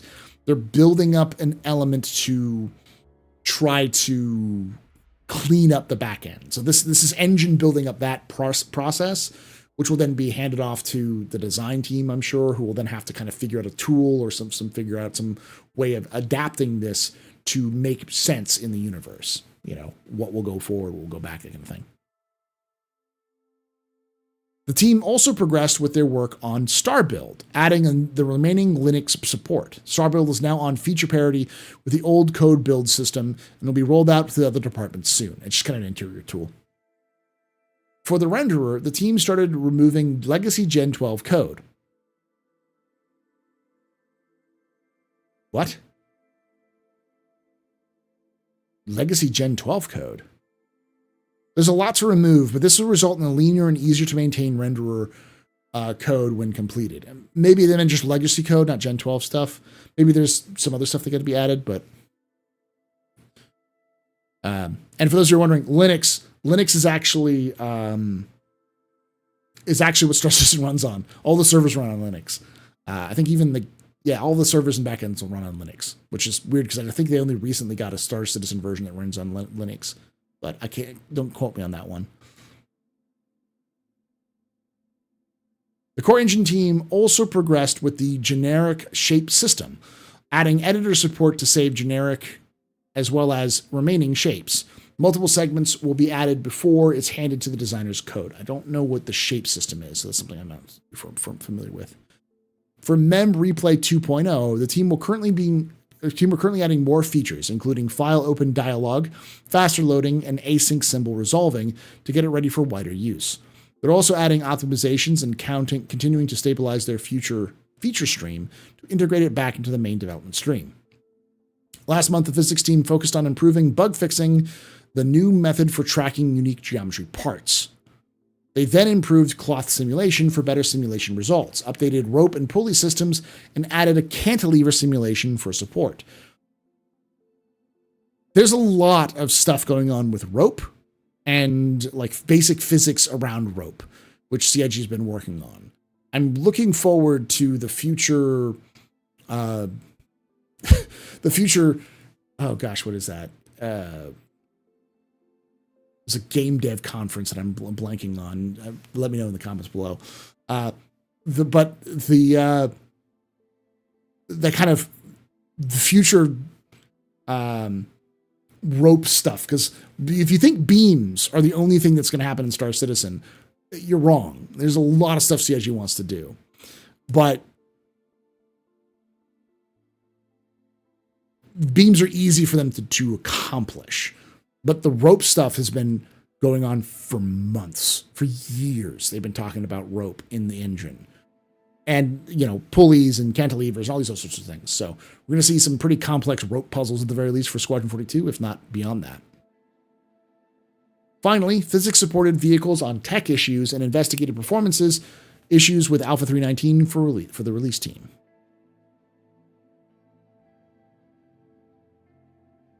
All right. Woo! Features Arena Commander. This is a big one. I've been saying this for a very long time. You got to watch the Arena Commander team over the last couple of weeks, and this update really shows why. Last month, the engineering team began a full refactor of how the game rules system serializes network variables and communicates with the server, which will make it compatible with server meshing. Work also continued on full refactor of spawning module. Whoa, that's a big addition right there. They're going to add server meshing to Star Marine, or to Star Marine's Arena Commander. So they'll be able to... Oh, God. That means they could make a ton of NPC spawn stuff and support a lot more players in Arena Commander. Possibly as many as you would on a typical server for the PU, but it's a much smaller area. That's pretty huge. As someone in chat said, planet-side Star Citizen. That's definitely possible with that sort of technology. Initial work was completed on a new game rule difficulty module. This was handed off to the Squadron 42 team for expansion, as it will initially be used to allow them to set varying parameters parameters based on selected difficulty mode. Oh, that's pretty cool. That's an experimental mode right there. However, the features team is expecting it to pick up again after Alpha 320 for use in Arena Commander's PvE game modes. So someone earlier in chat was asking if we're going to see AI in Arena Commander. I think that almost is a guarantee, because the way that they use difficulty modes is how accurate the NPCs are going to be on you. So the more difficulty, the higher the difficulty mode, the less mercy timers they have, and the lower, the more mercy timers they have. There's some other variables as well. That's the big one, make combat easier. And that was almost exclusively FPS. So this is almost certainly going to be talking about FPS stuff. But of course, we're not going to see FPS AI until after server meshing is in. So, but they've added server meshing. So a refactor was also done on how loading screens are utilized. The team are currently experimenting with having separate game mode load screens that update to show the map once a response from the server confirms where the client is heading. This will fix a long-standing issue of load screens inaccurately showing the map players about to enter. Okay. A rework of the team balancing and competitive scoring also began last month. This will enable groups of players to stay together more consistently, balance teams based on the leaderboard stats, and enable a new mechanic allowing players to volunteer to switch teams if an imbalance is detected during a match. For competitive scoring, the team are currently experimenting with various adjustments, including awarding higher scores based on KDA/rankings of opponents and awarding lower scores for killing the same players repeatedly. We talked about that on ISC 2 weeks ago, or last week, where like if you just are seal clubbing, you get less points, and if you're punching up, you're getting more points. So you'll be less, your ranking will not go as high if you're constantly facing lower opponents or easier opponents. Finally, engineering began experimenting with increasing max server FPS, decreasing the actor delay buffer, and increasing the packet rate in an effort to reduce latency and desync in Star Marine. Okay, it's important. In May, Arena Commander's design team began converting the Theaters of War spawn screen to most other game modes. This will allow players to select their general spawn area, customize FPS loadouts with matches, and select FPS and vehicle loadouts on the fly. Now, this is where things are, I'm going to say something that's controversial, because this is something I said at the very beginning of the year, and I still sort of stand by it, but I now have to kind of correct a little bit here to explain. Theaters of War is dead. I was wrong. Theaters of War is not coming this year. I always knew that it wasn't going to come, but I'm also sort of right that Theaters of War is still coming. It's just not Theaters of War anymore. Theaters of War is dead. Long live Theaters of War. I don't think we will see Theaters of War. It's being stripped for parts, but we're going to see effectively what Theaters of War was going to be, a combined arms gameplay. And I really highly suggest you watch the last two ISCs to really get the idea of what's going on, because everything is changing in Arena Commander. So this is an example of them using elements of Theaters of War for all game matches of Star Citizen, not of Arena Commander, not just Theaters of War. So we're going to start to see a lot more of this unified language around Arena Commander, so that it makes it easier to do combined arms, just FPS, just flight, or, you know, any of the kind of combination. So.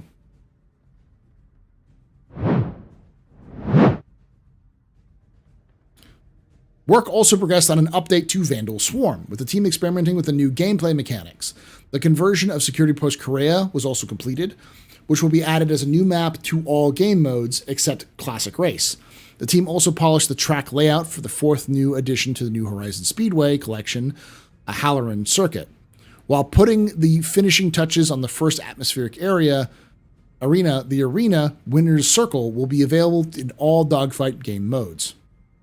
Finally, design and VFX teams completed a pass of all locations featured in Arena Commander to increase their overall visual quality. Features, characters, and weapons. Last month, the features team worked on ammo repooling, which allows players to redistribute the ammo stored in their suit and inventory to maximize the number of full magazines. Once complete, it'll make it easier. It'll make less likely a player is left with a large number of magazines containing few bullets each, as it will prioritize filling up the magazine in the weapon first. Now, the question I have for that is, does that mean that we'll be pulling weapons or magazines which are the most highest capped off, or is this going to be taking, if you have, say, a partial mag, say like you have a mag with like 3 bullets in it, and you have a mag that has like 10 bullets in it, and it's like a 20 round mag, does that 3 bullet just magically appear in that 10 bullet magazine now? Or does it just prioritize which ones? That's the question I have for this one. I was reading that earlier and being like, I don't know if I like that. It seems kind of too gamey for me. Being able to combine those would be fine in like a kind of like a inventory screen, but I don't know if I like that idea as kind of an automatic feature. The team also explored a new negative actor status triggered by radiation. Fallout in Star Citizen! Radiation can be generated from a point emitter, which has a bigger impact on characters the closer they are to the source, or it can be ambient within a room. Irradiated water was also explored, which affects an actor based on how submerged they are. When a character is affected by the radiation, the protection of their outfit will start to decay. Once protection is gone, the actor will suffer radiation sickness and will need to seek medical aid to recover. The outfit will regenerate its protective layer over time. This is important because this is a major factor for Pyro, but also in space in general. For those of you who don't know, space is filled with deadly radiation that is very easy to cause major problems and havoc to astronauts today. And CIG wants space to be brutal. They want it to be absolutely unforgiving. And radiation is a key element of that. Now, I don't think they're going to make it super realistic. I think if you have shielding or a ship around you, you'll be fine. But your ship's armor or hull will have a status where it can only reflect so much radiation before it starts coming through the hull. So you're going to have different aspects of the game, which will likely have some of these parts. So, yeah, this is an important part.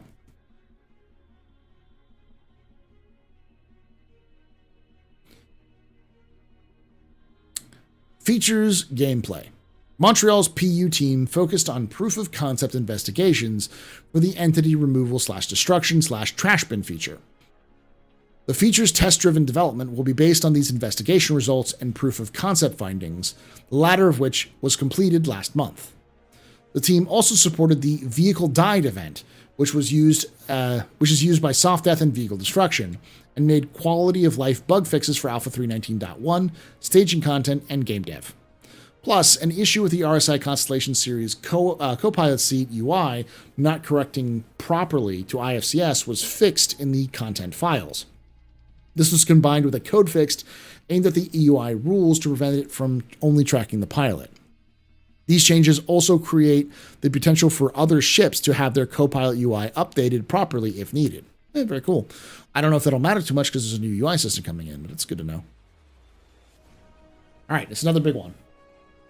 Mission features. Mission features team continued to work on ship escort, data heist, and consignment retrieval missions, and added the finishing touches to a new unlawful salvage mission where the ship must be stripped of an incriminating paint job before the law enforcement arrives. Another exciting development is that we're exploring new lightweight PvP PvE event set aboard a modified version of the Siege of Orison barge, in which players must figure out how to open shipping containers in order to steal the items within, all while Ninetales outlaws hold down the location for themselves. Mission features team. Awesome. So it's kind of like a Ghost Hollow mission combined with the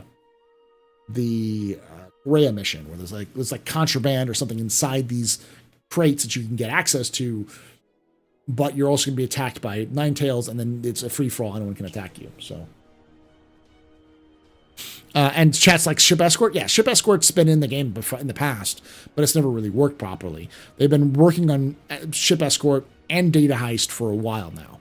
So both of those things are working on. When I say this is a year of missions, they've been doing a lot of work on new mission types, some of which may likely see the light of day in 3.20, if not shortly afterwards. I wouldn't be surprised even if we got like a 3.20.2 or .3 patch for IAE, if we got some new missions added to it as well. So it's hard to see them. We'll still see. That doesn't mean guarantee, but there's been a lot of stuff they've been working on. For Alpha 319.1, the team rebalanced cargo generation within ships across various mission types, including salvage, assassination, and bounty hunting. This involved removing unsellable commodities and ensuring the profit fits the risk involved. Mission features actively worked on refactoring old missions into the current modular library, including missing person. Alongside this, they refactored how the destroy drugs missions work and made parts of them modular. For example, the previous version spawned hundreds of individual boxes, but with the help of new code, they can now simply spawn pallets that come with drug box quote-unquote loadouts. Alongside significantly improved performance and reliability, this method allows the team to control the number of pallets spawned for different mission difficulties. Mission features ongoing work on Bounty Hunting V2 progressed well too. The designers are currently working with systematic services and tools to develop the systems required to have virtual NPCs bounties traveling around the system. One of the engineers, with help from the Interactables team, is also developing a method for pods to attach to points in the world so they can seamlessly enter and exit the game space. Finally, the designers supported the Invictus launch week which involved fixing bugs and maintaining the Expo Hall transition system, the Javelin Tour, and Bengal Flyby. Graphics, VFX programming, and Planet Tech. Before we get to that, there's a huge amount of Bounty Hunting V2. I don't think we'll see Bounty Hunting V2 in 320, but we'll see, because it's kind of late right now for us to get more information. There's been a lot of work on it, though. It still seems like there's still a lot of work to do. Graphics, VFX programming, and Planet Tech. The graphics features team spent the month working on performance improvements and new features, including screen space shadows, improvements to quantum jump tunnels, and a render to texture zone culling. A GPU memory allocator and an upgraded resource cache compiler were among the new performance boosting upgrades, while the evolving temporal super resolution, an automated upscaling system that can now upsample opaque objects, officially passed its first milestone. Global illumination is well underway. So far, the first iterations of a hash map-based radiance cache, ray generation code, and ray tracing prototypes were completed. Improvements to Gen 12's validation error debugger were made to improve the accuracy of bug detection for faster issue assessment. In preparation for deferred render graph execution, Vulkan's frame synchronization was improved. Issues with the gaps in pipeline resources set at bind time were resolved with a remapping update that uses continuous resource set layouts. The Planet Tech team started finalizing quantum obstacle generation with generic shapes in asteroid fields, a collision issue detector, and where dirt and paint modifiers were also added to the Rastar tool. Ongoing improvements. Rastar, for those who know, is how they make ground-based outposts and stuff like that, but I think it's also, there's been many mentions of asteroid bases. So, yeah, asteroid bases are going to be a thing beyond Grimhex. Think something like the UGFs, but on asteroids. They've been talking about that on the monthly reports for a while. Ongoing improvements to the biome builder will reduce constant spawn / despawning, which in turn will relieve the physics team of large destruction queues. Water can now be simulated in engine and features the new disturbance component improvements. Finally, recent VFX features and bug fixes saw several direct improvements to both the editor and core tech framework. For example, the new Master VFX library can resave and export in the P4 format, and particles can now be found in dedicated effects browser. Bugs related to damage maps, particle effect placement, and in-editor crashes were solved too. In-game branding Montreal. The in-game branding team continued working on an interior and exterior signage for Ruin Station and supported the EU locations team. Lighting. In May, the lighting team worked on Invictus launch week and continued to produce content for the Pyro system. This was mainly focused on Ruin Station's exterior and lighting modules for its interior. Live Tools. The Live Tools team continued to study the usability of the Network Operations Center and are now starting to collect the results. This will allow them to establish an action to highlight improvements needs and priorities for the future. The team also released a new version of the internal error handling pipeline, which featured significant improvements over its predecessor.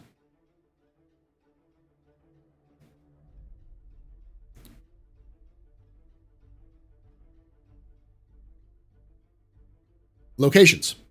In May, the locations team continued working on Pyro, making good progress on Ruin Station. They supported Invictus Launch Week 2. Between major tasks, one of the artists worked on new racetracks, which was shown in a recent episode of Inside Star Citizen. The Sandbox team further developed planetary content for Pyro and continued to support the Montreal-based team on the new underground facilities. Organics team created a new fauna for Pyro.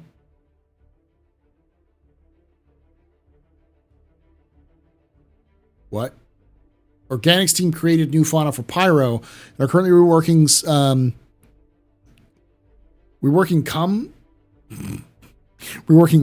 I'm sure, of the upcoming system's planets to bring them to current expectations.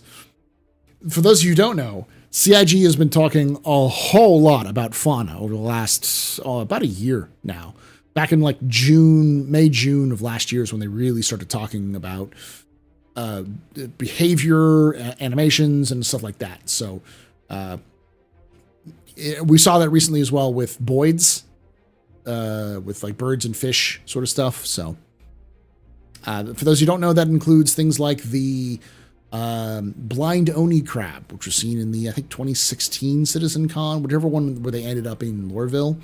That was 2016. It might have been 2015 or 2017.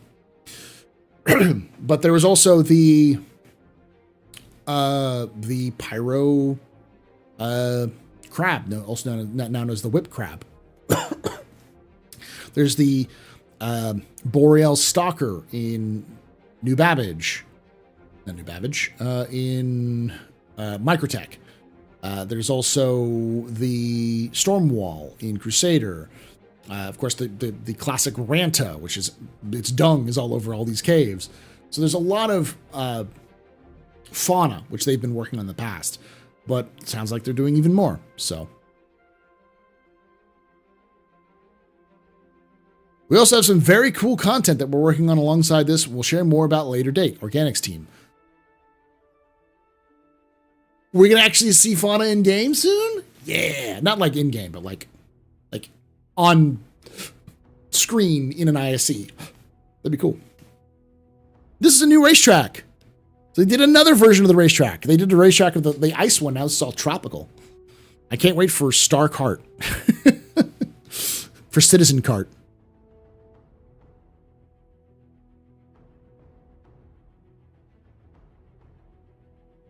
Narrative. Over the course of May, the narrative team continued working on several of the mission initiatives started in previous months, including data heist, package extraction, and consignment retrieval. They also worked on various design teams to brainstorm new mission ideas. Narrative also kicked off further discussions on Pyro, specifically going over the areas of influence of the system's various factions, as well as defining which groups are allies and rivals. During the recent motion capture sessions, the team recorded the first air traffic control assistant for cargo, and will be looking to review and refine the wider experience in future months. The team also began polishing and implementing a new tourist behavior that will debut in an upcoming patch. Narrative also dedicated several of their weekly jams to exploring some of the versus alien cultures and answering questions for some upcoming Xeno language development. Finally, on the dispatch front, the team released the portfolio outlining the history of Invictus Launch Week, a Whitley's Guide for the Prospector mining ship, and wrapped up the month with another batch of Galactopedia entries. Online Services Montreal. In May, Online Services team applied fixes to the character repair system, enabling players to fix some login and other issues without requiring CIG support. They also provided bug fixes and optimizations for ASOP terminals. The remainder of the month was spent optimizing persistent entity streaming to improve the performance of its backend database. Research and development. In May, the R&D team continued improving to temporal renderer mode for atmospheric and volumetric clouds. Additionally, planetary terrain height map generation was optimized to eliminate frame rate hitches that were reported by players. Aside from using a more suitable partitioning scheme for the tessellization of terrain patches, the changes also include terrain quad viewport calling before further tessellization by the GPU, Resulting height maps are later used to render large-scale planet terrain shadows and spawn GPU particles on the ground. Systematic Services and Tools. Systematic Services and Tools spent the month working towards Bounty Hunting V2, including finalizing upstream work on the character creation service, R&D for bounty contracts missions, a bounty marker prototype, and connecting the NPC tracker service to the game server. Additionally, the new C# service, or C pound, that's C#, I think. C pound symbol, C hashtag, service wrapper was completed. The team also continued working on the Quantum/Odin tool, including making progress on the data-driven economy QuantaState, QuantaLife, and the battle matrix and battle system. That's the first update. We've had a solid Quanta update in a long time, which means they're still working on it. That's the first mention of a battle matrix and a battle system. What that tells me is that they're working on a system for NPCs to fight one another without players ever being involved.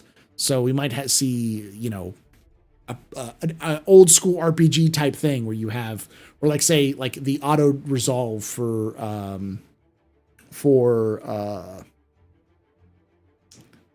Total War games kind of thing. Maybe that. C#. Okay, chat's telling me it's C#. So I was right in calling it C#. C pound, yes. I thought it was C#, but it was one of those things where I don't really I don't trust it because I've seen that before. I'm like, that is a C#. But I'm also old and I know that's the pound symbol.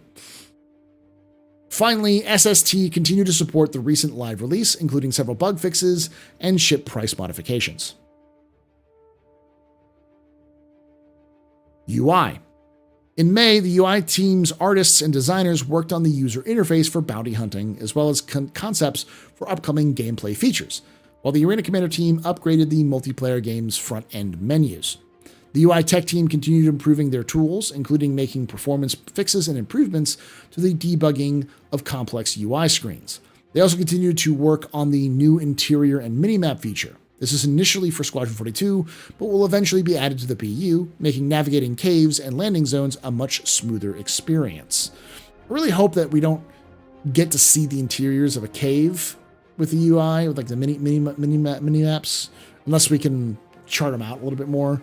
I wouldn't mind a UI like a mini map, but requiring you to some actual actions to be able to see around you. Lastly, VFX. Last month, the VFX team revisited several old particle libraries to take advantage of newer attributes that didn't exist when they were originally created. For example, alpha erosion is a setting that erodes a particle's alpha channel, reducing the overall transparency in the process and helping to optimize the game's visuals.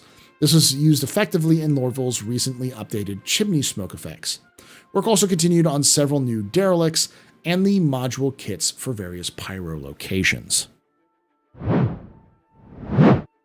So, lots of work on pyro stuff. We've got some UI stuff working on there. The first updates for Quantum and like the battle matrix and a battle system, which I hadn't heard before. Bounty hunting, lots of updates to bounty hunting V2.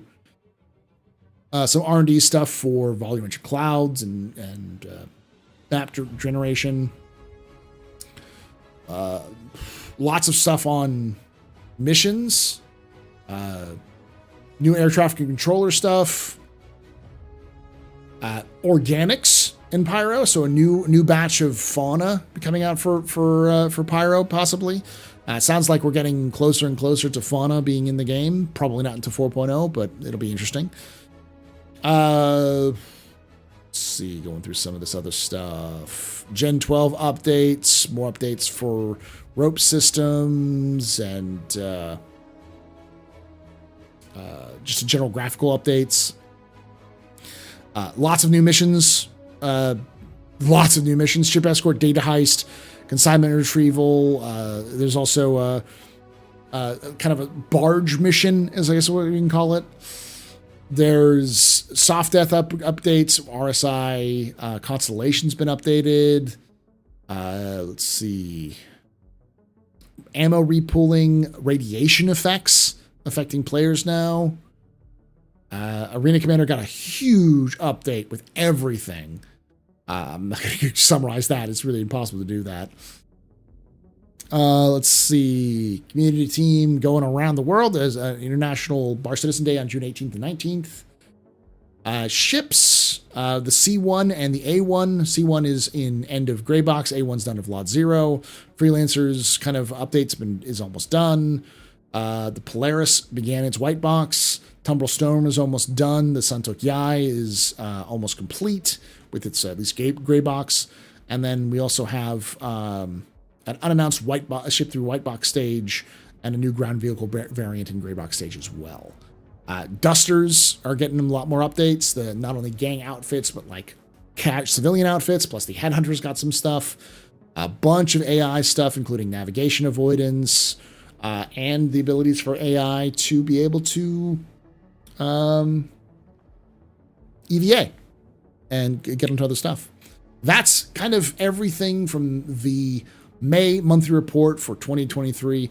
If you enjoyed this, if you're watching this after the fact, let me know down below if you find this helpful, if this is helpful for you. And of course, let me know if you'd be interested in me doing, putting this out as a podcast version, kind of as just an audio version, kind of more lightweight version for you to listen to. And I'll make sure to keep that links in the description below if you do. And yeah, thank you for watching. Come join us live Thursday, 7 p.m.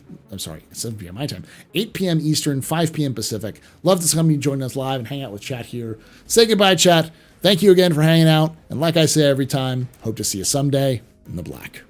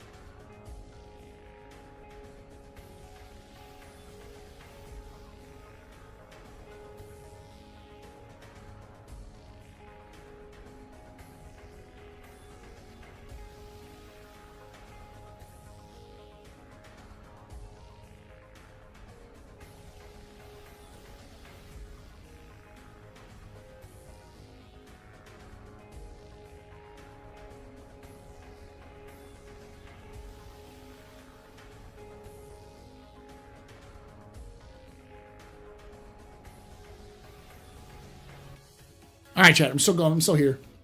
Don't go anywhere. Yeah, it's the internals. All of the internal component bays have been updated for new to the access and stuff like that.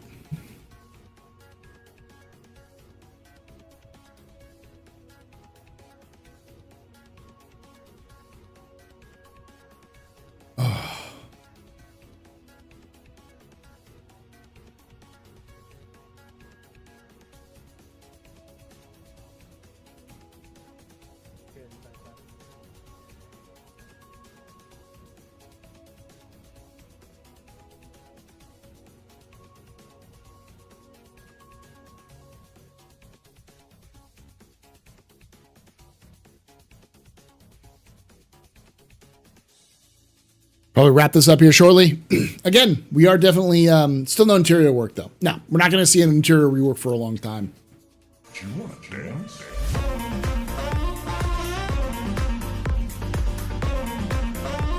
You have any questions about any of that, y'all?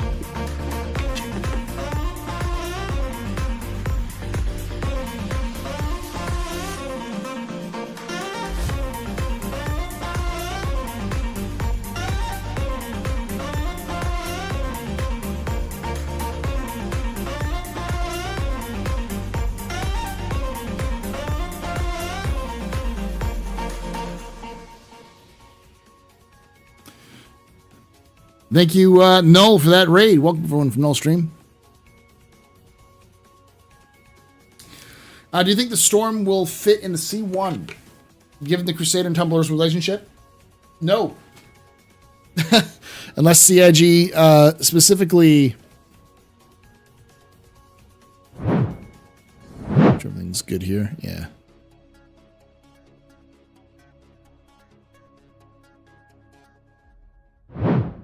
function. I think they screwed up the Storms pretty bad in terms of its sizing. I think they got hit with that pretty quick. I think they realized, oh yeah, it's too big because it's like it just doesn't make a lot of sense for its footprint. Yeah, the Storm should be about the same size as a Nova. And even like barring a Nova, it should be able to fit in the same profile as a like maybe a little bit bigger than a. It should be able to fit in a Valkyrie. Basically, it should be able to fit in a Valkyrie. If it can fit in a Valkyrie, even if it's a tight fit in a Valkyrie, it'd be a good thing. If it's like longer than an Ursa, that's fine. Why? It's a scout tank. Why would it need to be the size of a Nova? It's one person vehicle too. I don't mean to say it's a Nova. It should be of a Cyclone. It needs to be about the same size as a Cyclone or an Ursa. I'd love to see it the size of an Ursa, but I don't think we're going to see a Ursa. They don't have enough components inside there for that. Yeah. Crane Tech getting close. Good for dungeons. Yeah. We're going to see a shit ton of rope puzzles in Squadron 42 is what I'm thinking.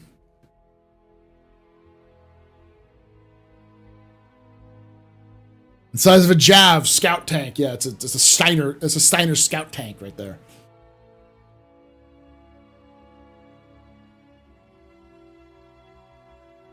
Yeah, I'm not gonna put too much blame on it because I think it's the designer who's designing the tank. That's their first ever design. I think they also did the links. They did both of those, but the links was already there for them. So it's them kind of leaning into some tropes and stuff like that. It's like, this is a decent idea, but I think it needs to be smaller. It's too big for its role. But you know what? They're not gonna slow down. It's gonna be the same size as it is because they're like chewing through Lot 0. So it's gonna be out before the end of the year. And I think it's gonna end up having to get through reconcept phase because it's just not gonna be used. No one's gonna care. Why would you use that? Oh, it's faster. Cool. I'll use another fast vehicle. Oh, but it hits hard. It's a size 4. Like, not even size 4, it's size 3, isn't it? Yes, it's a bespoke size 3, but it's a size 3.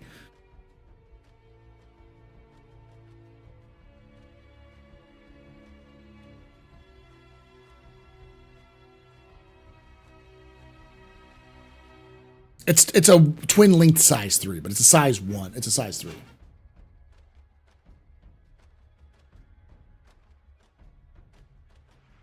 No, Stormpage.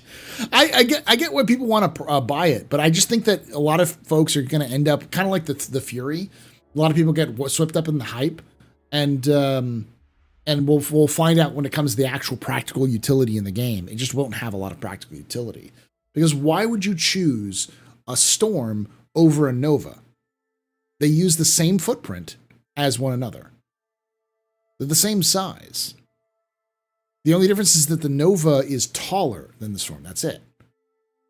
So why would you use a Nova? Oh, well, because I want to go fast. Why? You're not going to go faster than a Cyclone in it.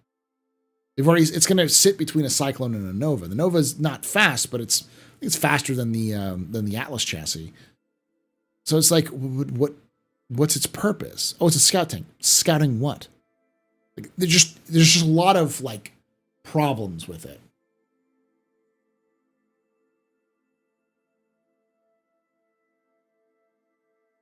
Yeah, it's meant to accompany the Nova, but at that point, why couldn't you just carry another Nova? Like,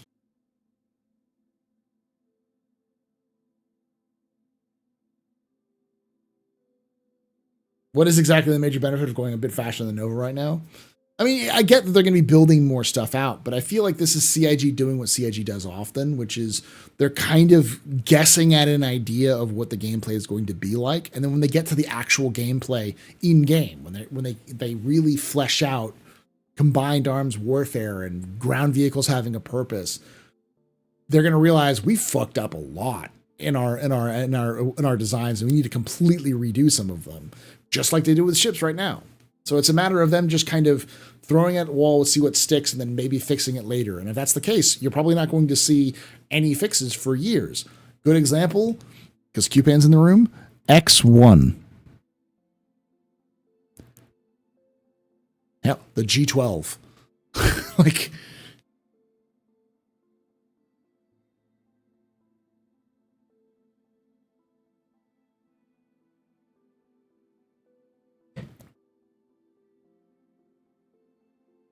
the X1 isn't out yet. Why isn't it out yet? Because no one, like, it's not a priority. Because it doesn't do anything new, it's not new and exciting, and you'd have to get an artist, a team of people to work on the X1 when it's like, it's not new and exciting.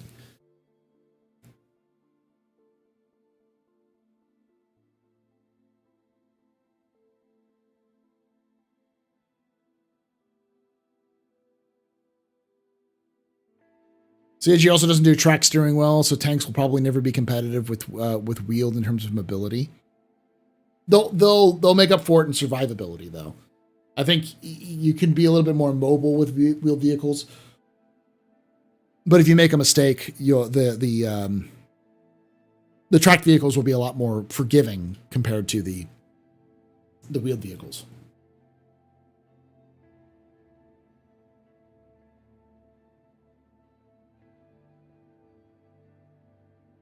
Hey, Dova.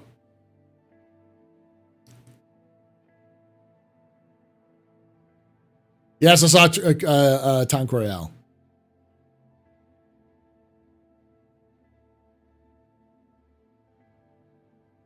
So yeah, I'm just worried that CIG is putting themselves in a situation where they're selling things for the sake of making money and having things out there, when they really don't have a full idea of how the gameplay is going to function in game, like without their arenas, without their limited arenas. That's maybe where Tank Royale comes in, the kind of experimental modes, and I'm glad that that's there, because like we know that when Theaters of War first came out, a lot of changes started happening in the PU, and I say Theaters of War first came out when it was being tested internally and with players not like fully released to everyone. It changed a lot in the PU. Like the Scourge railgun was garbage against anything but players. You could do a splash damage and kill a player with it, but it wasn't very good at doing vehicles. So they turned it into a 2 or 3 shot kill for most vehicles because they needed an anti-vehicle weapon that would also function like super effectively. So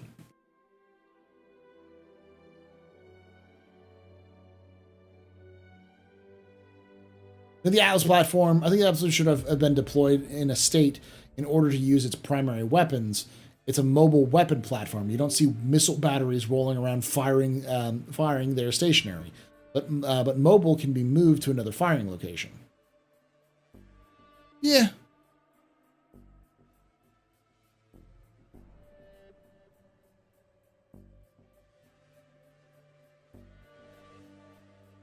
Star Thunder, Tarkov Souls.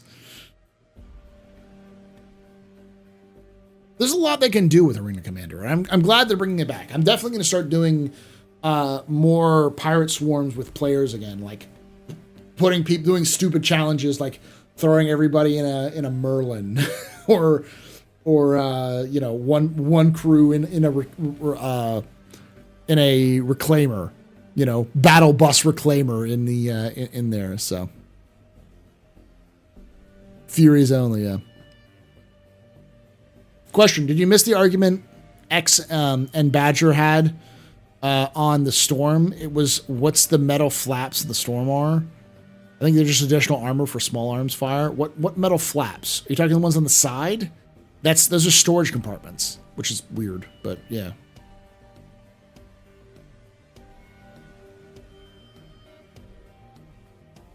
Arena Commander update is long overdue. Should have been implemented so long ago. I'd love to do land races about loading the PU.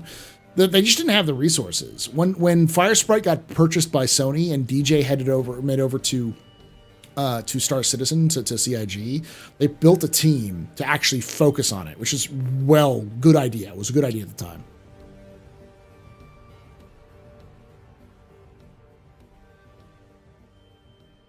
Once they get a Titan suit, they'll have a Titan Royale suit, Titan suit Royale. Yeah. Titan Descent is what they'll call it. Just like they say gun rush, it'll be Titan descent.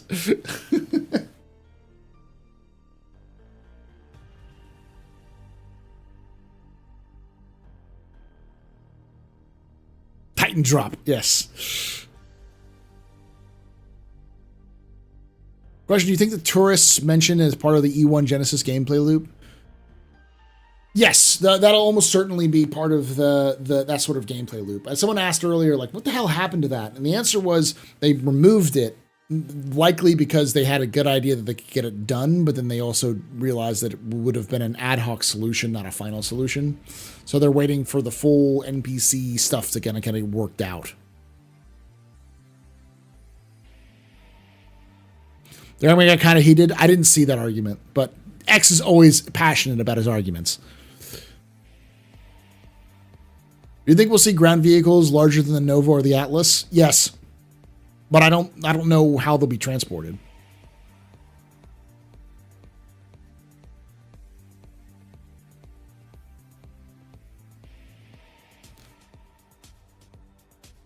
I thought they were saying bum rush. No, gun rush. It's just the gun game.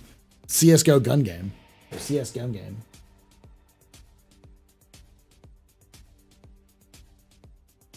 Atlas chassis train.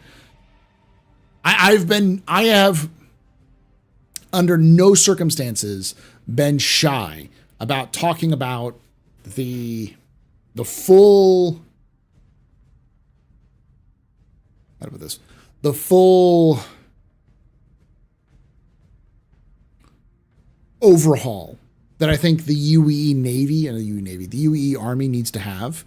And part of that needs to be some stupid big vehicles which make no sense to operate in like as a mobile space platform. Something that needs to require a lot of crew and a lot of effort to transport and maintain. But something that could be used as, I don't know, like a mobile base. Not necessarily base, but like a mobile communications hub. Something the size of a constellation, but a ground vehicle. Stuff like that. Stuff that, like, you're going to be in a hostile planet, which you cannot step out because you will die unless you have a suit on. You need to have a place that can move that also has the ability to keep your command structure up to date. A mobile 5, yeah.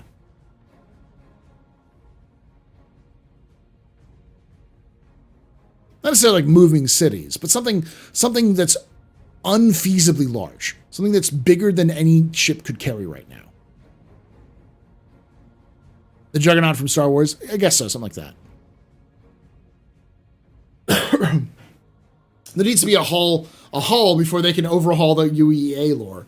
Well, I mean, they already have a UEA lore, which is they're not much, but it's still garbage for what it is. The Mastodon? Yeah, something like that. Baneblade! Yeah. Like a Gallop from Gundam? Yeah.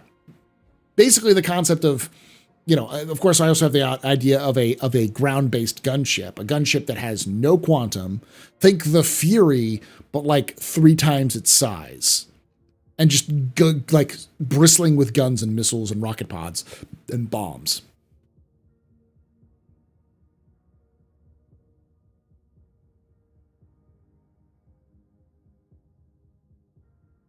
Yeah, UA armies, basically, there's an army probably over there out of frame. They're a little bit more in depth than that. They mostly kind of explain a little bit of it, but it's not too great.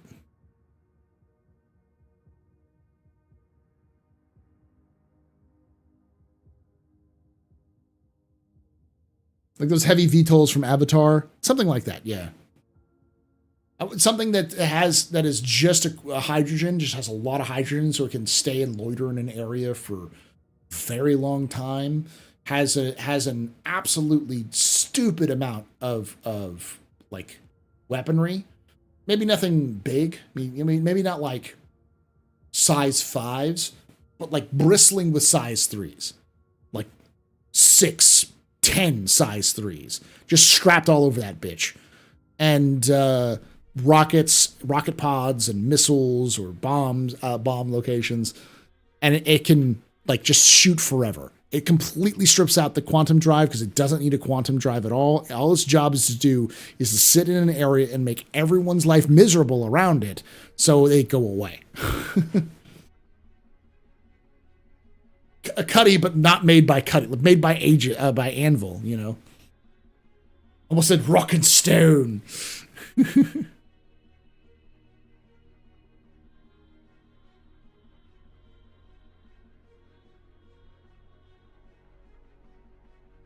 Rock and stone to the bone.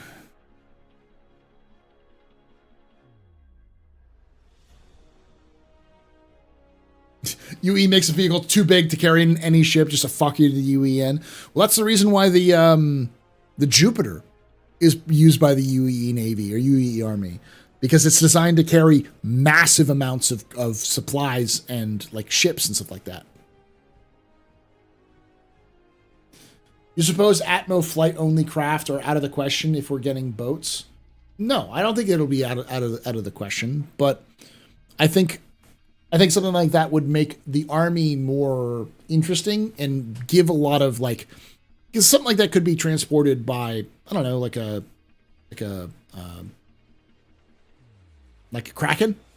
It'd be a really good vehicle to take to a base to defend a base with, because it's like, oh yeah, you've got this ship that has a quantum drive. Cool. I've got enough firepower to blow your ship up in a couple of seconds, and I don't have to leave. I can sit here and fight you for like an hour, and you'll run out of fuel before I do. And I can take a lot of hits. I'm not going to chase you, but you ain't coming near me again. So.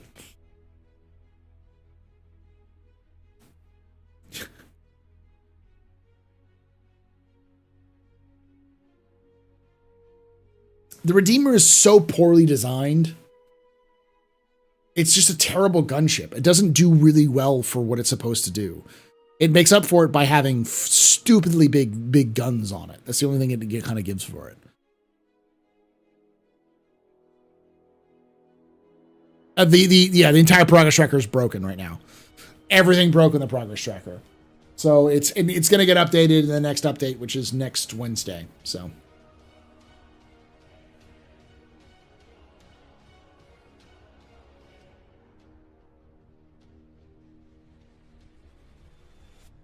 I haven't seen the Starfarer Fury Carry videos, but I imagine they're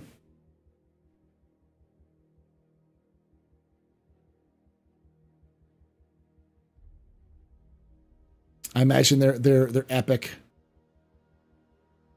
Would a mobile base assembled from parts on the surface of a planet? That would make sense. Something that you'd have to build in situ.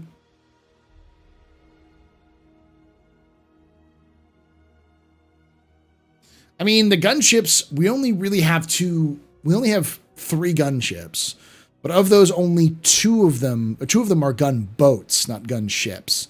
The Hammerhead isn't an atmospheric gunship; it's a gunboat, like an old naval gunboat. Same with the Perseus; it's a gunboat. It's designed as an old naval gunboat. The Redeemer is the only gunship, like a helicopter gunship that we have, and this is not very good.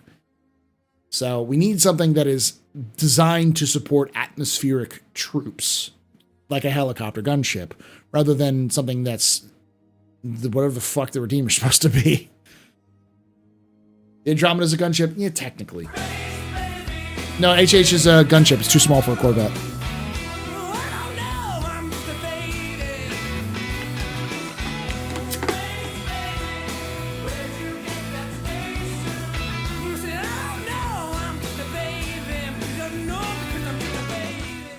Matthew HWWW just had a space baby. Thank you so much for that 9 months of support there, Matthew HWWW.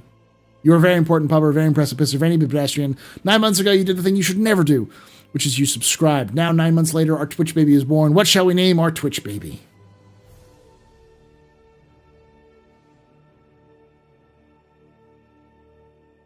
No, it's not called the Corvette.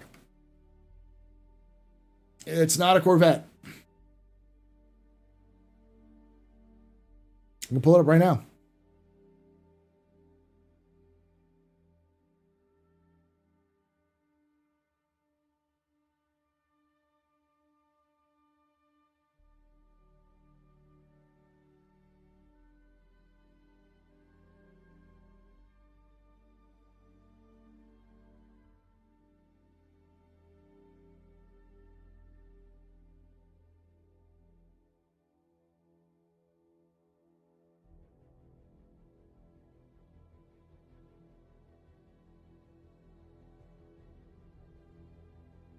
This was last updated a week ago.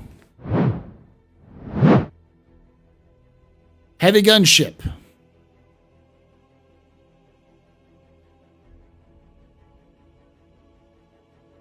Fast patrol ship with multiple turrets.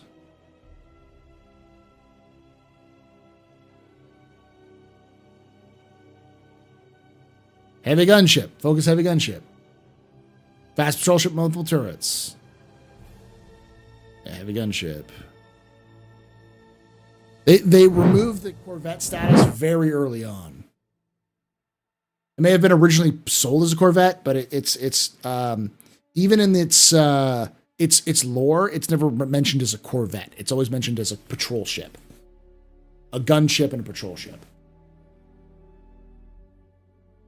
I was thinking the ASOP terminal still calls it one, but it's probably outdated as fuck. It's probably the wrong one. The only thing about the Perseus, I got it over the Hammerhead because it has such a large size 5 torp magazine. Guns are just a plus. What is the Anvil Osprey? We actually know what the Anvil Osprey is. It's the first ever Anvil ship that J. Harris Arnold and Anvil made, and it was a fighter that was used by the UEE Navy, or the UEE military, very towards the end of the Meser era. J. Harris Arnold was, if you watch my lore video, by the way, just a shameless plug, go watch it. My latest one talks about the Hammerhead, and the Hammerhead itself was partially designed by the founder of Anvil Aerospace, J. Harris Arnold. He built one of the prototypes that never really got off the ground. He never got any feedback on it. He got super frustrated with Aegis, and then eventually left to form Anvil. And the first vehicle he created was the Osprey, which was a light fighter, or not a light fighter. It's a fighter that was used by the Navy, the military. A Hammerhead and a Perseus meet up in a dark alley. Who's walking out? The Perseus. Perseus designed to kill Hammerheads. The Hammerhead, it punches down. It's a bully. The Perseus also punches down, but it punches down like for larger ships. The Hammerhead punches down on smaller ships.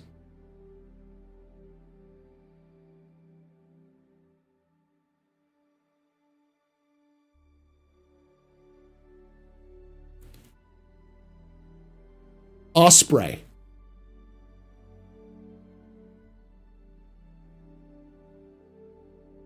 Not offspring. We still don't know what the Devastator is. The Anvil Devastator is still not explained, but...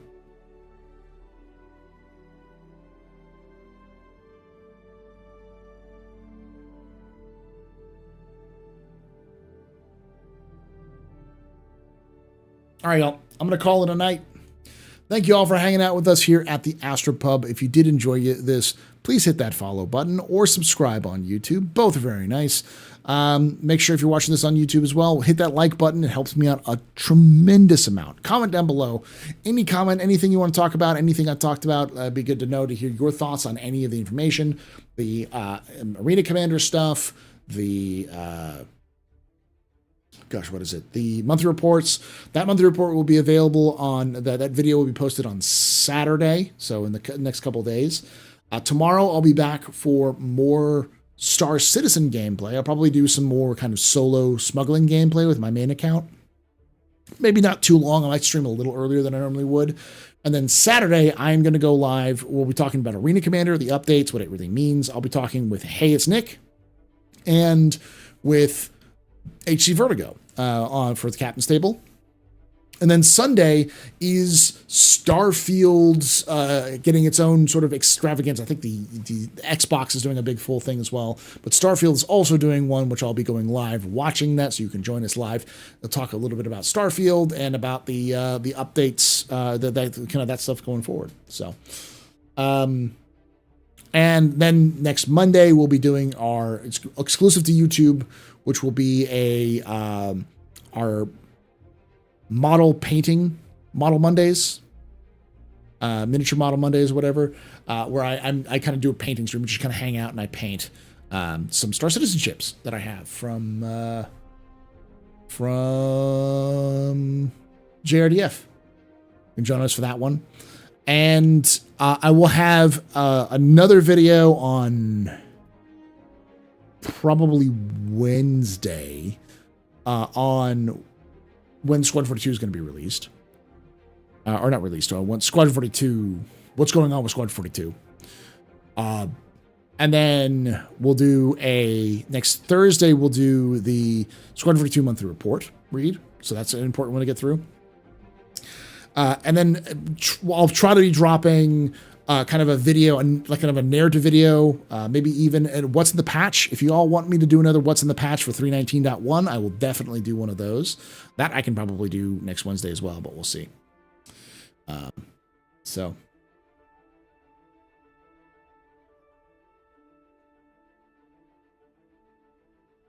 Not release. I'm not saying Squadron 42 is releasing. I'm saying what's up with Squadron 42. The latest monthly report release. Yeah.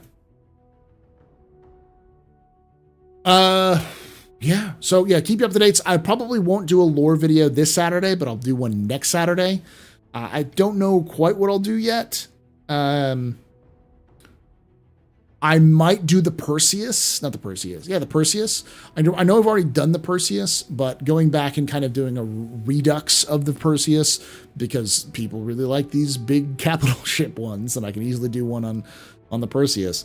But I want to kind of let this current one breathe a little bit, so because now I'm kind of settling down more and getting a lot of good views, but getting more kind of stuff. Yeah.